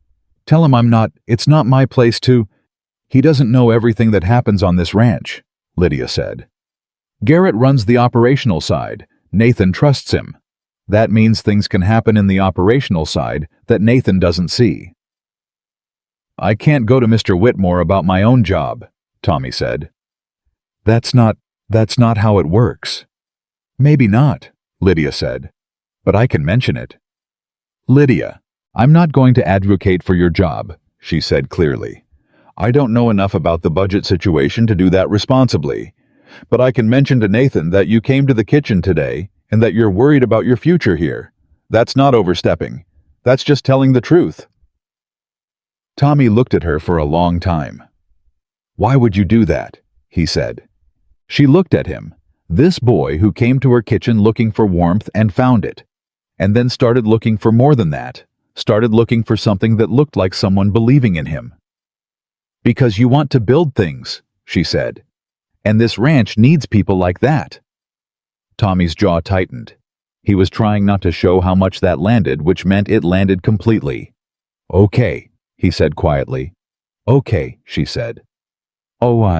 She mentioned it to Nathan that evening, not dramatically, not as an accusation of Garrett, just as a fact delivered the same way she delivered all the important things, plainly, with the full weight of her meaning visible and no attempt to soften or spin it. Tommy Briggs is worried he won't have a place here next season, she said. Garrett talked to him about budget adjustments. Nathan looked at her across the kitchen table. Is this you advocating for Tommy? He said. Carefully. It's me telling you something I think you'd want to know, she said. What you do with it is your decision. He was quiet. He's a good kid, Nathan said. He's a good man, she said. And he wants to build things. He belongs somewhere that lets him do that. Nathan was quiet again, longer this time. He had the look of a man recalibrating not the information specifically, but the layer beneath it. You think I don't know what's happening with my own people? He said, not accusatory, genuinely asking. I think you trust your system, she said. And your system is mostly good, but systems have blind spots. That's not a criticism, it's just true. He looked at her steadily. And what are the other blind spots I should know about? She thought about it seriously. She didn't want to overreach, and she didn't want to underreach, and she was learning that the line between them was specific and mattered. I think some of your workers have been here so long that they've stopped telling you when things are hard, she said. Not because they don't trust you, but because they don't want to be the ones who say something is wrong when everything is supposed to be running right. They carry it themselves. She paused. And that's lonely. Nathan sat with that for a long moment. How do you know this? He said. They come to the kitchen, she said simply. He was quiet for a long time. The kitchen settled around them, familiar and warm, the night version of it that she'd come to love, the still place at the center of everything. What would you do, he said, if this were your ranch? The question hit her somewhere unexpected. She felt it arrive, the full weight of it, the trust embedded in it, the fact that he was asking. I'd eat lunch with my men more, she said. Not just dinner, lunch too, and I'd ask them once in a while how things were going, not the work, the actual things, and I'd listen to what they didn't say as much as what they said. He nodded slowly. That's what your mother used to do, he said. She'd listen to what people didn't say. I know, Lydia said. She taught me. He stood. He looked at her for a moment with the full, unguarded look that she'd only seen a few times before, the one without the management, without the distance he kept between himself and everything he couldn't control. I'm glad you came here, Lydia, he said. She thought about $43 and a recipe book wrapped in kitchen towel and a 7-day trial she'd almost been too afraid to accept. So am I, she said. She meant it so completely that it almost frightened her. Nathan left. The kitchen was quiet. She opened her mother's recipe book to a blank page at the back. There were 3 of them. Pages Grace had left empty, maybe on purpose. And she picked up a pen and she wrote, when someone lets you see the thing they're protecting, you're responsible for it. Not to fix it, not to carry it. Just to see it and not look away. That's the beginning of something real. She looked at it for a moment. Then she dated it and closed the book. Outside, the last of the storm clouds were moving east. The sky was clearing, and inside Silver Hollow Ranch, in a kitchen that had been ordinary and was becoming something else entirely, a girl who had arrived with nothing had started to understand exactly how much she had. She turned off the lamp. She went to bed. She was back in the kitchen at 4:45, because the work was not done. The work was never really done, and for the first time in her life, she was glad of that. Tommy Briggs got to keep his job. Nathan didn't make an announcement about it. He didn't call a meeting or issue a memo. He simply told Garrett quietly and directly that the crew list needed to be revisited, and Garrett revised it. And 3 days later, Tommy came into the kitchen with the kind of expression a person wears when something they'd stopped hoping for came back. He didn't say anything at first. He sat on his stool and wrapped his hands around the coffee mug Lydia had already put in front of him. She'd started having it ready before he arrived, which he'd noticed and never commented on the way. You don't comment on things that feel too important to reduce to words. Then he said, I'm staying. I know, Lydia said. He looked at her. Did you? I mentioned you to Nathan, she said. That's all I did. He made the decision. Tommy was quiet. His jaw moved the way it did when he was trying to contain something bigger than the situation seemed to call for. "Why?" he said finally. "You barely know me." "I know you come here every day," she said. "I know you want to build things. I know this is the first place you've worked where someone made food that reminded you of home." She looked at him directly. "That matters, Tommy. The people who feel things are the ones worth keeping." He put the mug down and looked at his hands for a long moment. When he looked up, his eyes were bright, in a way he was clearly fighting. "My dad used to say I was too soft for ranch work," he said. "Your dad was wrong," she said flatly. Tommy laughed short and startled and real. Harold, from his position at the bread station, said without turning around, "If caring makes a man soft, this ranch could use more softness." Tommy looked at the back of Harold's head with an expression of pure surprise. Harold kept working. Lydia kept cooking.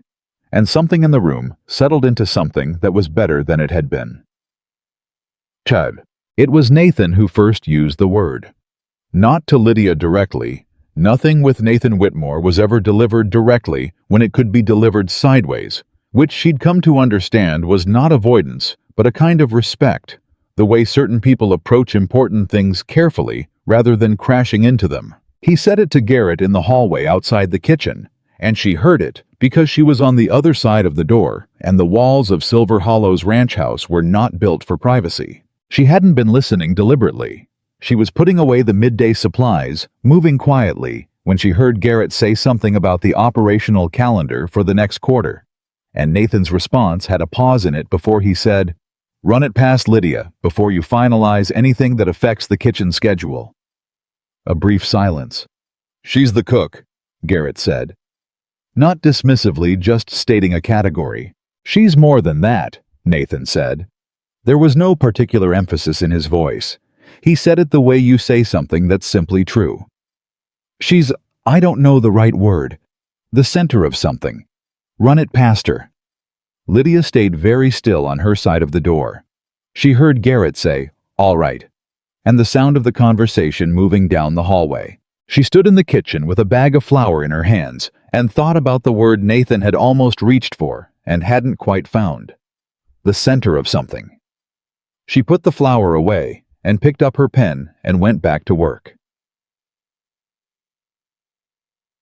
Grace came to Silver Hollow Ranch for the first time on a Saturday morning in the 8th week. Lydia had arranged it carefully.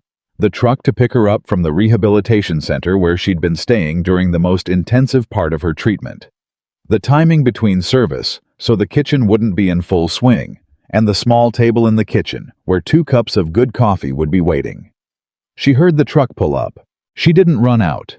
She stood at the counter and gripped the edge of it once hard, and then let go and smoothed her apron and waited. Grace Carter came through the kitchen door and stopped. She stood in the doorway. Her kitchen doorway, the one she'd stood in for 12 years, and looked at what her daughter had done with the place. She didn't say anything for a long moment. Lydia watched her mother's face move through something private and complicated. Recognition and surprise, and something that was trying to be neutral and couldn't quite make it all the way there. "You moved the shelving," Grace said finally. "I did," Lydia said.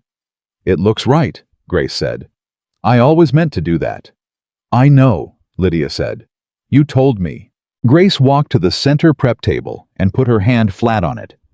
The same gesture Lydia had made over the recipe book, the same instinct, the same language of touch. Then she looked up and looked at her daughter, standing across the kitchen, and whatever she'd been holding together in her expression let go all at once, quietly and completely. Lydia was around the table in 3 steps. They held on to each other in the middle of the kitchen that had been Grace's and was now Lydia's, and somehow remained both, and neither of them said anything, because there was nothing to say that the holding didn't already contain. Harold came in from the back entrance, saw them, and made an immediate and silent about face and disappeared again. He reappeared 12 minutes later just as they were separating and wiping their faces and pretending they hadn't been doing what they'd been doing, and he set 2 cups of fresh coffee on the table and said without looking at either of them, "Coffee's hot. and went back to the bread like nothing had happened. Grace looked after him for a moment. "Harold made coffee," she said. "He does it every morning," Lydia said. Grace turned and looked at her daughter. "Harold Bennett has never voluntarily made coffee for anyone in his life," she said. "He makes it for everyone now," Lydia said. Grace sat down slowly at the small table. She looked around the kitchen, the logbook on the counter, the new supply organization, the prep checklist in Harold's handwriting on the wall, the 3 battery-powered lanterns that Lydia had kept positioned near the stove since the storm. "Tell me everything," Grace said. So Lydia did. She talked for an hour, and Grace listened, the way she always listened, and the coffee went warm, and then cold, and neither of them noticed. Nathan came to the kitchen at noon. He stopped in the doorway when he saw Grace, and something happened in his expression that Lydia had never seen before, a softening that was deep and immediate, the way a face changes when it encounters something it had given up expecting. "Grace," he said. "Nathan," Grace said. She started to stand. "Don't," he said. He crossed the kitchen and took the chair across from her, the chair that had become his, and sat in it with the ease of someone who'd been sitting there for years. "How are you?" "Better," Grace said. "Much better, the doctors say." "I'm glad," he said. He said it simply without the professional distance he usually kept around personal things. "I'm very glad." Grace looked at him for a moment. Then she looked at Lydia, who was standing at the counter pretending to be very interested in the supply list. "She's been taking care of everyone," Grace said, nodding toward Lydia. "I know," Nathan said. "She does that," Grace said. "She can't help it. She sees what people need before they know they need it." "I know that too," Nathan said. Lydia kept looking at the supply list. "It's a gift," Grace said quietly. "But it costs her something. It always cost her something. Make sure she knows her own needs matter too." The kitchen was very still. Lydia put the supply list down and looked at her mother. Grace was looking back at her with an expression that was clear and direct, and full of something that took up the whole room. "Mom," Lydia said. "I'm just saying," Grace said mildly, and picked up her coffee. Nathan looked at the table. A muscle worked briefly in his jaw. When he looked up, he said, "I'll make sure of it." And his voice was level and certain in a way that landed in the room with weight. Grace nodded once, as if something had been settled. Lydia went back to the supply list and felt her face do something she was glad no one could see. The trouble came the following week. It always comes eventually, and it always comes from the angle you weren't fully watching. A man named Devin Marsh arrived at Silver Hollow Ranch on a Tuesday morning. He drove a new truck and wore clean boots and had the smooth, practiced ease of someone who spent most of his time in meeting rooms. He was a land developer, and he had an appointment with Nathan. Lydia wouldn't have known anything about it except that Garrett came to the kitchen mid-morning with a look on his face that she had learned to read as the look that meant something was happening that affected more than what it appeared to affect. "Developer in with Nathan," Garrett said. He poured himself coffee without being invited and stood at the counter. In the old days, 6 weeks ago, which felt like another world, he wouldn't have come to the kitchen for this. He'd have kept it to himself, managed the information the way he managed everything. That he was standing here telling her meant something had changed between them. "What kind of developer?" she said. "The kind with a lot of money and a proposal to buy the eastern acreage," Garrett said. "Maybe more." Lydia set down what she was doing. "How much more?" "There's a conversation happening in that office right now about whether Nathan wants to sell a significant portion of Silver Hollow." Garrett looked at her. "Nathan's been fielding these calls for 2 years. He's always said no before." "But this time he took a meeting," Lydia said. "This time he took a meeting," Garrett said. The kitchen was quiet. Harold had stopped what he was doing. He wasn't pretending this time. "What does it mean if he sells?" Lydia said. "Depends what he sells," Garrett said carefully. "If it's just the eastern acreage, it changes the grazing capacity. reduces the herd size, reduces the crew needed to manage it. He paused. Significantly. Lydia understood what he wasn't saying directly. How long has the meeting been going? She said. About 40 minutes. She nodded. She picked up what she'd been working on and went back to it. Garrett looked at her for a moment. You're not going to do anything, he said. It's Nathan's ranch, she said. His decision. Yes, Garrett said. But nothing, she said. I'm not going to walk into that meeting and tell him what to do with his own land, Garrett. That's not my place. He was quiet. What I'm going to do, she said, is make sure lunch is exceptional. Because whatever happens in that office, those men are going to need to eat afterward. Garrett looked at her for a long moment. Then he put his coffee cup down, walked out of the kitchen, and was back in 10 minutes. Meeting's over, he said from the doorway. Marcia's leaving. Lydia looked up. Nathan's in his office, Garrett said. Alone. She put her prep works down, wiped her hands on her apron, and walked to Nathan's office. The door was open. He was standing at his window with his back to the door. Come in, he said without turning around. He'd heard her footsteps. She came in and stood in the middle of the room. He made a significant offer, Nathan said, still facing the window. For the eastern acreage and the water rights that go with it. The number was... He paused. The number was very large. Okay, she said. He turned around. He looked at her the way he did when he was processing something that had more layers than he could handle all at once. You want to know what I said? Only if you want to tell me, she said. He looked at her for a moment. I said no, he said. She held his gaze. Okay, she said again. Does that surprise you? He said. No. She said honestly. He almost laughed. It came out as an exhale that had a laugh's shape. It surprised me, he said. 2 years ago, I would have taken that offer without thinking twice. A year ago, I probably would have taken it. I've been telling myself for 4 years that this ranch is an investment, an operation, a business. He stopped. I sat across from that man today, and I listened to his number, and I thought about the east fence line, and the south pasture, and Clem, and Harold, and Tommy, and the kitchen. He stopped again. And, she said. And it didn't feel like a business, he said. It felt like home. Lydia stood in Nathan Whitmore's office in the middle of the morning, with the smell of lunch prep drifting in from the kitchen, and she thought about what her mother had said, and what Grace's notes had said, and what she'd written on the blank page of the recipe book. I'm glad, she said. Yeah, he said, quietly. So am I. He came back to lunch. Clem Davies, eating his soup, looked up when Nathan walked in and sat down. And something in the older man's posture shifted, relaxed like a question had been answered that he hadn't known he was asking. Lydia watched it from the kitchen door. Then she went back to work. That evening, she called her mother. He turned down the developer, she said. A pause. That's significant, Grace said. He said the ranch feels like home, Lydia said. Silence.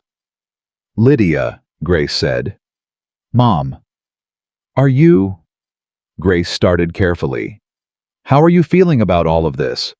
Not the ranch, not Nathan's decisions. You? How are you? Lydia sat on the edge of her bed in the small room at Silver Hollow Ranch that had stopped feeling temporary somewhere around week 3. I feel like I'm building something, she said. And I don't entirely know what it is yet. That's how it feels when it's real, Grace said. Is it... She stopped. Is it appropriate? Everything that's happening here, is it... Appropriate is a funny word, Grace said. Things don't become appropriate because they fit a category. They become appropriate because they're true and honest and do no harm. She paused. Is what's happening there true? Yes, Lydia said. Is it honest? Yes. Does it do harm? No, she said. I think it does the opposite. Then stop worrying about appropriate, Grace said. And keep doing what you're doing. Don't. The second twist happened on a Thursday, and it came from a direction nobody had been watching. A woman arrived at Silver Hollow Ranch in a silver car just before dinner service. Lydia was in the middle of the evening rush and didn't see her arrive. She heard about it from Tommy, who came to the kitchen door with wide eyes and the expression of a man who had witnessed something he wasn't sure how to categorize. "There's a woman in the front room," he said. "She's asking for Nathan." "Who is she?" Lydia said without stopping what she was doing. "She said her name is Diane Whitmore," Tommy said. "She said she's Nathan's sister." Lydia stopped. She looked at Tommy. "He has a sister." Tommy spread his hands. "I didn't know either." Lydia handed the stirring spoon to Harold without a word, and Harold took it without a word, and she untied her apron and walked to the front room. The woman was sitting in one of the chairs by the window, mid-40s, well-dressed with Nathan's same quality of contained intensity, but worn differently. Where Nathan's containment looked like armor, hers looked like habit, like a woman who'd learned to take up less space than she actually occupied. She looked up when Lydia came in. "You must be the cook," she said. Not unkindly, just a statement. "Lydia Carter," Lydia said. "Can I get you something while you wait? Nathan's in the south barn. I can send someone to let him know you're here." "I didn't call ahead," Diane said. She said it with the matter-of-fact ease of someone who expected to be accommodated. "He never answers when I call, so I stopped calling." Lydia looked at her for a moment. "I'll send Tommy," she said. "Tommy. One of the ranch hands," she said. "He'll get Nathan quickly." She went and found Tommy and sent him, and then she went back to the kitchen because dinner service wouldn't wait. She was plating the first round when she heard Nathan's voice in the hallway, lower than usual, with that particular controlled quality that meant something was costing him. She kept working. Harold met her eyes once across the kitchen. She shook her head slightly. He nodded and kept working. Dinner service ran. 40 men sat down and ate. The dining room had its usual evening energy, tired, but settled the particular end-of-day quality that she'd come to think of as the kitchen's gift to the ranch's hardest hours. Nathan didn't come to dinner. At 7:30, when the dining room was mostly cleared and the kitchen was in cleanup mode, Patricia appeared in the doorway with the expression she wore when she was carrying something complicated. "Mr. Whitmore asks if you could send a dinner tray to the front sitting room," she said. "For two." Lydia put together the tray herself. She didn't send a helper. She made it with the same care she put into everything: the food hot, the portions generous, the small details that distinguished a meal from just food. She added a small pot of good coffee and 2 pieces of the apple cake she'd made that afternoon. She knocked on the sitting room door and carried the tray in. Nathan and Diane were sitting on opposite ends of the room, with the particular physical distance of 2 people in the middle of a difficult conversation who have paused it. Nathan looked up when she came in. His expression was careful in a way she recognized as the face he wore when he was managing multiple things at once. Diane was watching Lydia with sharp, interested eyes. "Thank you," Nathan said. Lydia set the tray on the side table. She was turning to leave when Diane said, "How long have you been here?" Lydia looked at her. "About 2 months," she said.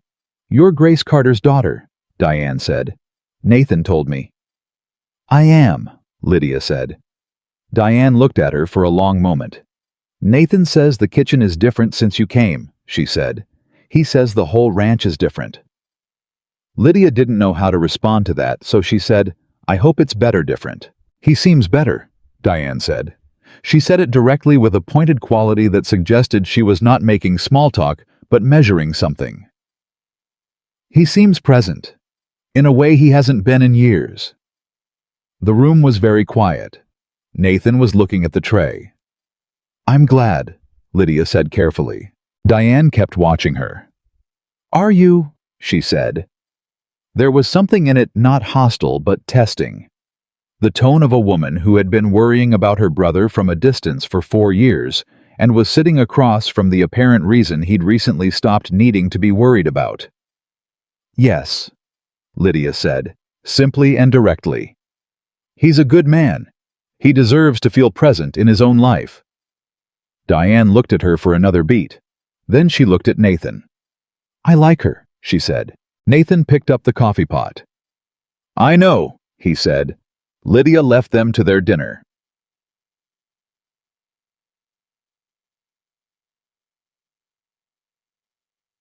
The conversation in the sitting room went on for 3 hours.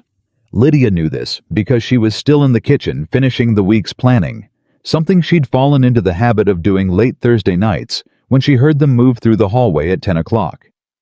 She heard Diane's voice less guarded than it had been at the beginning, and Nathan's voice doing the thing it rarely did, which was carry warmth without apology. She heard the front door open and close. Then she heard footsteps come toward the kitchen. Nathan came in alone. He sat at the table. She put coffee in front of him without being asked. How long has it been since you saw her? Lydia said. 2 years, he said. Almost exactly. She sat down across from him. She thinks I've been hiding, he said. She's not wrong. What have you been hiding from? Lydia said. He turned the coffee cup in his hands. From anything that might make a claim on me, he said slowly. After Elaine, anything that could get close enough to matter. He paused. If nothing gets close enough to matter, you can't. He stopped. Lose it, she said quietly. Yes, he said. The kitchen was very still. Nathan, she said. She said it the way she'd learned to say it plainly without softening, because the man across the table from her needed plain truth more than he needed cushioning. That's not surviving. That's just a different kind of losing. He looked at her. You didn't lose less by keeping everything at a distance, she said. You just lost differently. You lost the 4 years, the lunches, your sister, the kitchen. She paused. The home. His jaw tightened. I'm not saying it to hurt you, she said. I'm saying it because you already know it. I can see that you know it. I'm just saying it out loud so it's real and not just a thing that lives in your chest where you can keep managing it. Nathan looked at the table for a long time. When he looked up, his eyes were clear in a way that suggested he'd been through something and come out the other side of it. Not fixed, not resolved, but through. She's coming back next month, he said. Diane, she wants to stay for a week. That's good, Lydia said.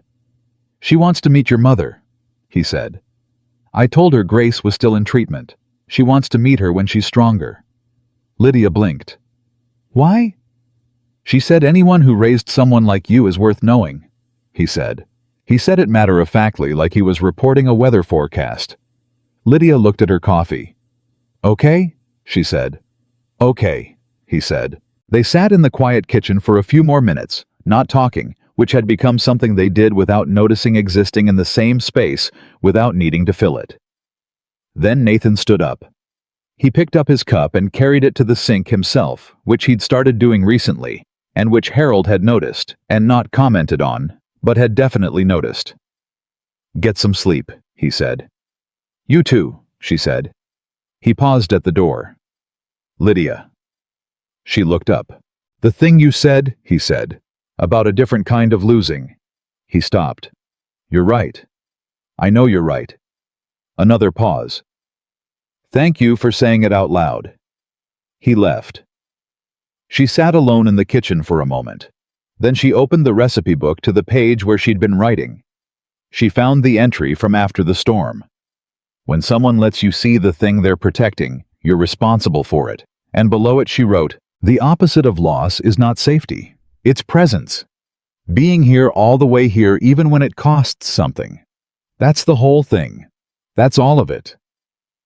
She looked at it for a moment. Then she put the pen down, closed the book, and turned off the kitchen light. 3 days later, Garrett Cole knocked on the kitchen doorframe at 9 in the morning with a look on his face that she'd never seen before and that stopped her mid-motion. I need to talk to you, he said. Not about operations. She put down the spoon. Come in.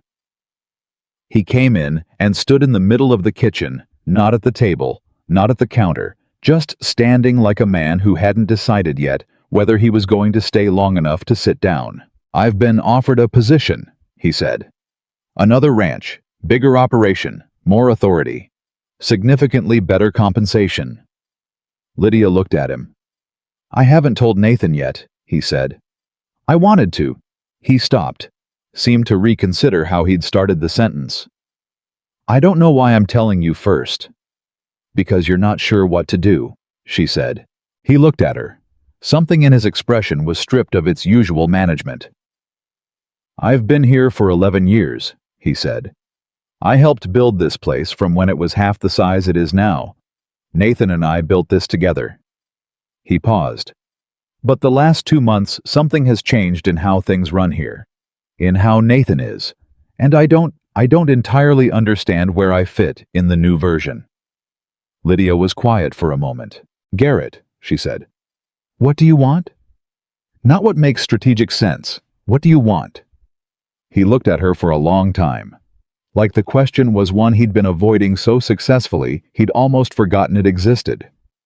"I want to matter," he said. "I want to feel like what I do here matters." "It does," she said immediately. "Does it?" he said, not with bitterness, genuinely asking. "Or am I the guy who manages operations while someone else manages the—" He gestured vaguely at the kitchen, at the whole invisible thing the kitchen had become. "You kept this ranch together for 4 years, while Nathan was somewhere else in his own head," she said. "You kept it running. You kept the operation solid. You kept the cattle numbered and the fences mended and the books balanced, while the man who built this place was somewhere he couldn't be reached." She looked at him directly. "If you hadn't done that, there wouldn't be a ranch to come back to. There wouldn't be anything for the kitchen to be the center of." Garrett was very still. "Tell Nathan about the offer," she said. "Tell him everything you just told me. Give him the chance to tell you what you mean to this place. Don't make the decision in a vacuum, and don't make it because you're afraid of what you can't see." She paused. "You told me not to make you a problem if you didn't make yourself one. This is me returning the favor."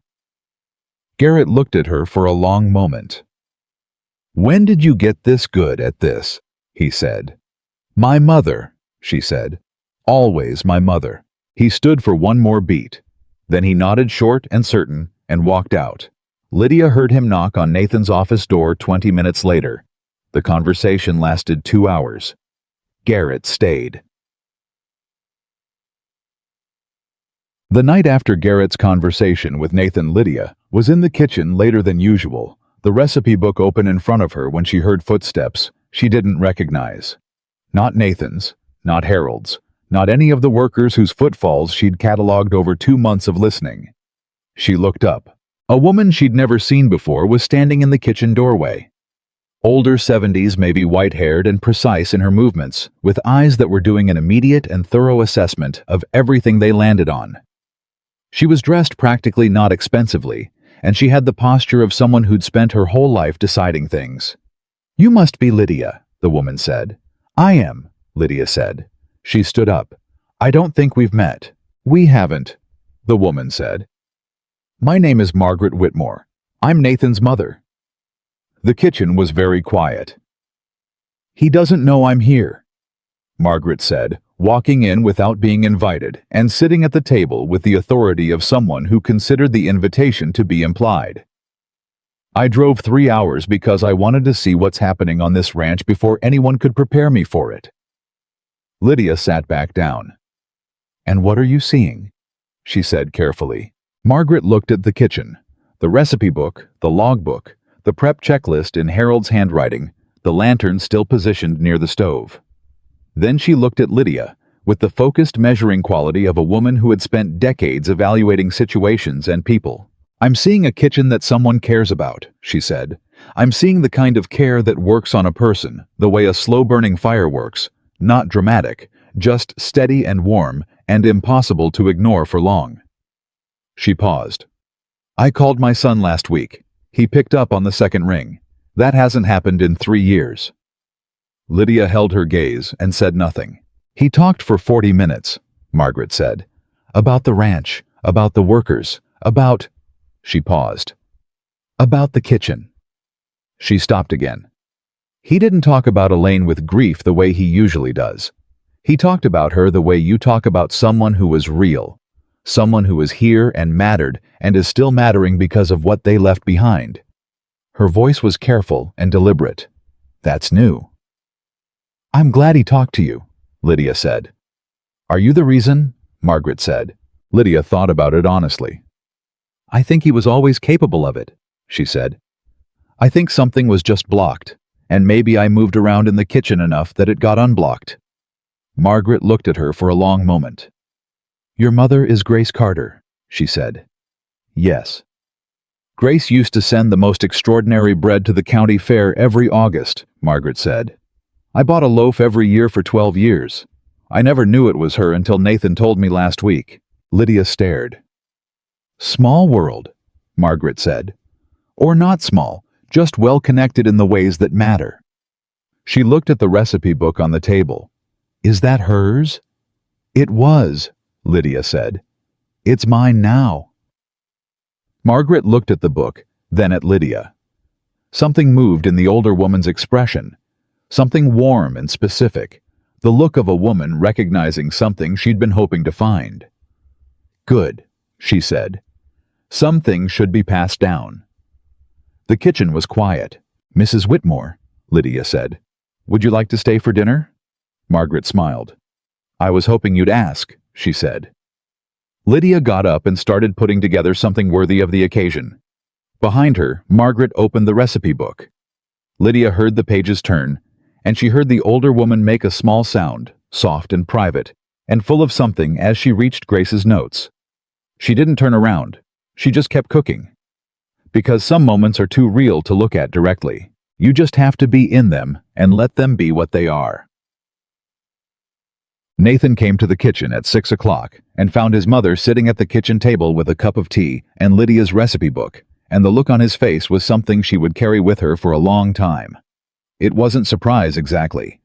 Or not only surprise, it was relief. The specific bone-deep relief of a man who had been managing two separate worlds, the self that ran the ranch and the self that missed his family, suddenly discovering they existed in the same room. Mom, he said. Sit down, Margaret said. Dinner's almost ready, and I'm not letting you pace around while I eat. He sat. He looked at Lydia, who was at the stove and resolutely not looking at him. Did you know? He said. I knew about 5 minutes before you did, she said. He sat back in his chair. He looked at his mother, and he looked at the kitchen, and he looked at the woman at the stove who had come here with $43 and a recipe book, and had somehow, without any plan or any announcement, rebuilt the thing he thought was permanently gone. He didn't say anything. He didn't need to. Some things are too large for words.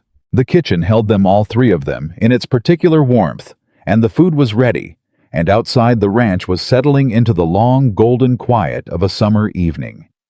Inside, something that had been broken for 4 years was not yet whole, but was undeniably becoming. And Lydia Carter, who had arrived at Silver Hollow Ranch with nothing but her mother's recipes and her mother's way of seeing the world, stood at the stove and fed the people in front of her. The way she always had, the way she always would. Margaret Whitmore stayed 4 days. Nobody planned for 4 days. She'd arrived without warning and apparently intended to leave the next morning, but somewhere between the dinner that first evening and the breakfast the next day, she made a quiet decision and simply stayed. She came to every meal, sat in the kitchen in the late mornings, and asked questions that were not quite small talk and not quite interrogation, but somewhere precise and deliberate between the two. On the second morning, she sat at the kitchen table while Lydia was deep in breakfast prep and said without preamble, "You know what you're doing with my son?" Lydia kept working. "I'm running the kitchen." "Don't be modest," Margaret said. "It's an unattractive quality in capable people." Lydia stopped, turned around. "What are you actually asking me, Mrs. Whitmore?" "I'm observing," Margaret said. "Nathan answered my phone call last week on the second ring. He talked for 40 minutes. He hasn't done that in 4 years. She set her coffee down. He sent me a photograph of the ranch. He talked about Elaine without grief for the first time since she died. She looked at Lydia directly. "You did that." "He did that," Lydia said. "I just kept the kitchen running." "You keep saying that," Margaret said. "The kitchen didn't do it, you did."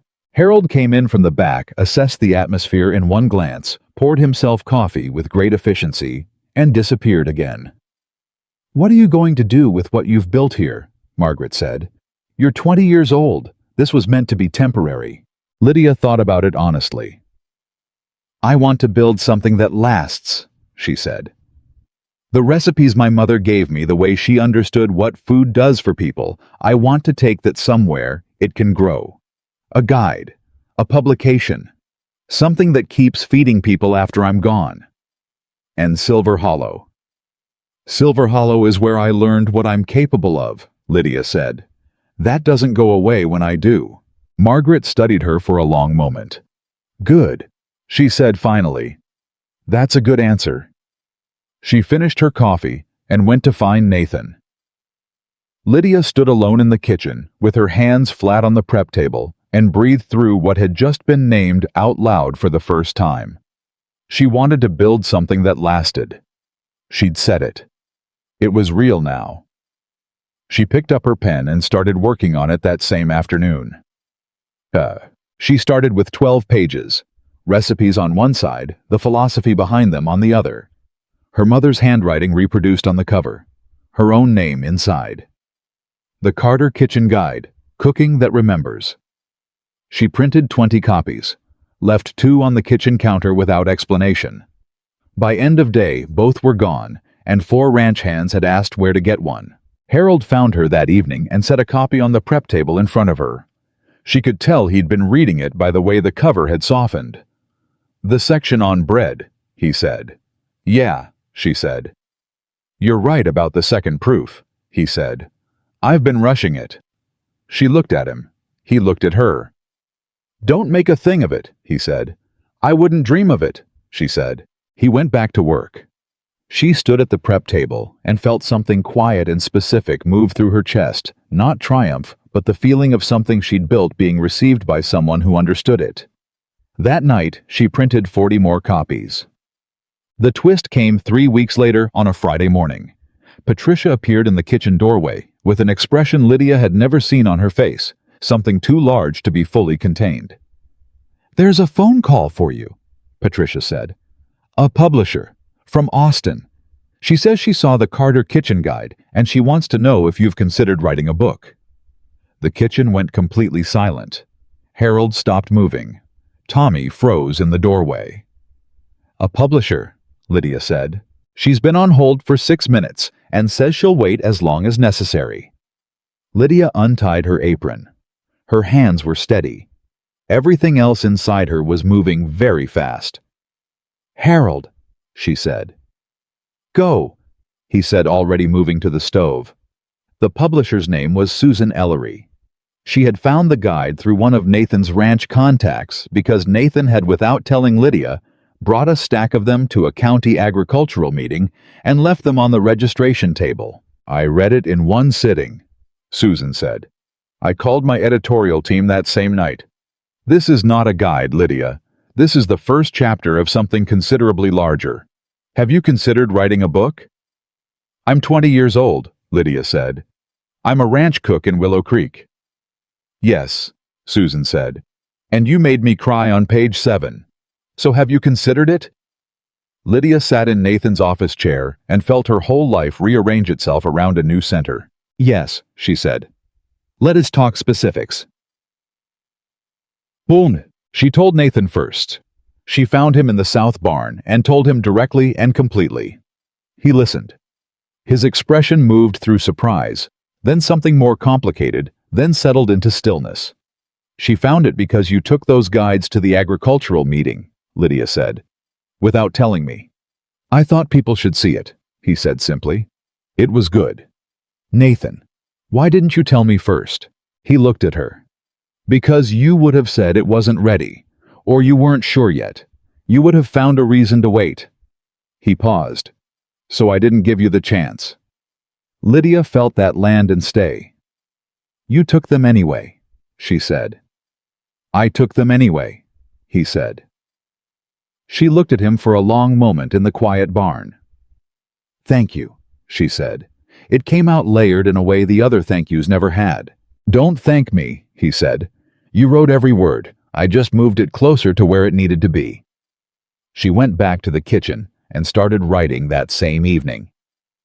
Grace cried when she heard. She didn't try to contain it. Grace Carter, who had spent years deciding that steadiness was the only currency she had, and she couldn't spend it on tears. She sat at the kitchen table and cried with her hands flat on the surface and her eyes down. Lydia sat beside her and waited. Grace looked up. I used to lie awake worrying I hadn't given you enough, she said. That our life was too small, and I'd made you too small inside it. All I gave you was a kitchen and some recipes and a way of thinking about people. Her voice broke slightly. And you made everything out of it. You gave me a way of seeing the world, Lydia said. That's not nothing. That's everything. Grace pressed her lips together. Talk to the publisher. Write the book. Do every bit of it. She paused. And don't let anything stop you, including the things that are good, especially those. Lydia looked at her. Are you talking about Nathan? I'm talking about everything, Grace said innocently. In general. Mom, I'm just saying. Grace picked up her coffee. The right things run alongside you. They don't stop you. The book took 14 months. Lydia wrote it at the small kitchen table where she'd done every important thing since she arrived at Silver Hollow: supply lists, storm plans, the Carter kitchen guide, and now this. She wrote it with her mother's recipe book on one side and her own logbook on the other. She wrote it steadily, without rushing, understanding that the thing she was building was not for the moment, but for the people who would use it when she wasn't watching. 240 pages.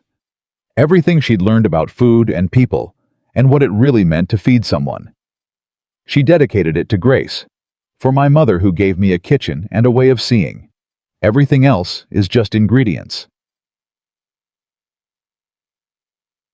Nathan asked her to stay on an ordinary morning. He came in at his usual time, poured his usual coffee, sat in his usual chair. The book comes out in 6 weeks, he said. It does, she said. After the press is done, after everything, what comes next? She looked at him. Stay, he said. One word. No argument, no negotiation. Just the word that was the opposite of everything he'd been doing for 4 years. She thought about what she'd told Margaret. Silver Hollow is where I learned what I'm capable of. She thought about this kitchen, this table, this man who had been locked inside himself when she arrived and had slowly, steadily come back. I'm staying, she said. I was always going to stay. I know, he said, but I wanted to ask. I know you did, she said. I wanted to hear it. He picked up his coffee. She picked up hers. Outside the ranch was waking up Harold's voice, then Tommy's, then Clem's grumble about something nobody would ever quite hear clearly. The ordinary sounds of a working place that had become something more than working. Something alive. The book sold 40,000 copies in its first 3 months. Susan called on a Wednesday afternoon. Lydia was in the kitchen when she heard the number, and she said, "Say that again." Susan said it again. Lydia put the phone down and looked at the kitchen. She thought about $43, a 7-day trial, a man who hadn't believed she belonged there. She thought about all the people reading her words right now in their own kitchens, feeding their own people, understanding that the food was never the point. She called Grace. "Mom, 40,000. Grace was quiet for 1 second. Then, "Your grandmother's cornbread recipe is in that book."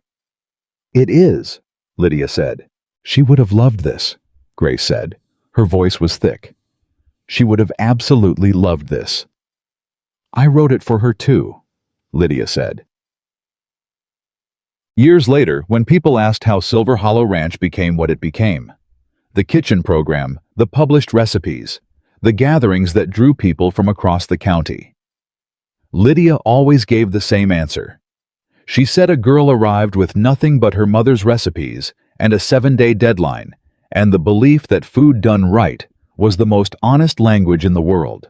She said a millionaire rancher who had forgotten what home felt like sat down at her table one ordinary morning and remembered.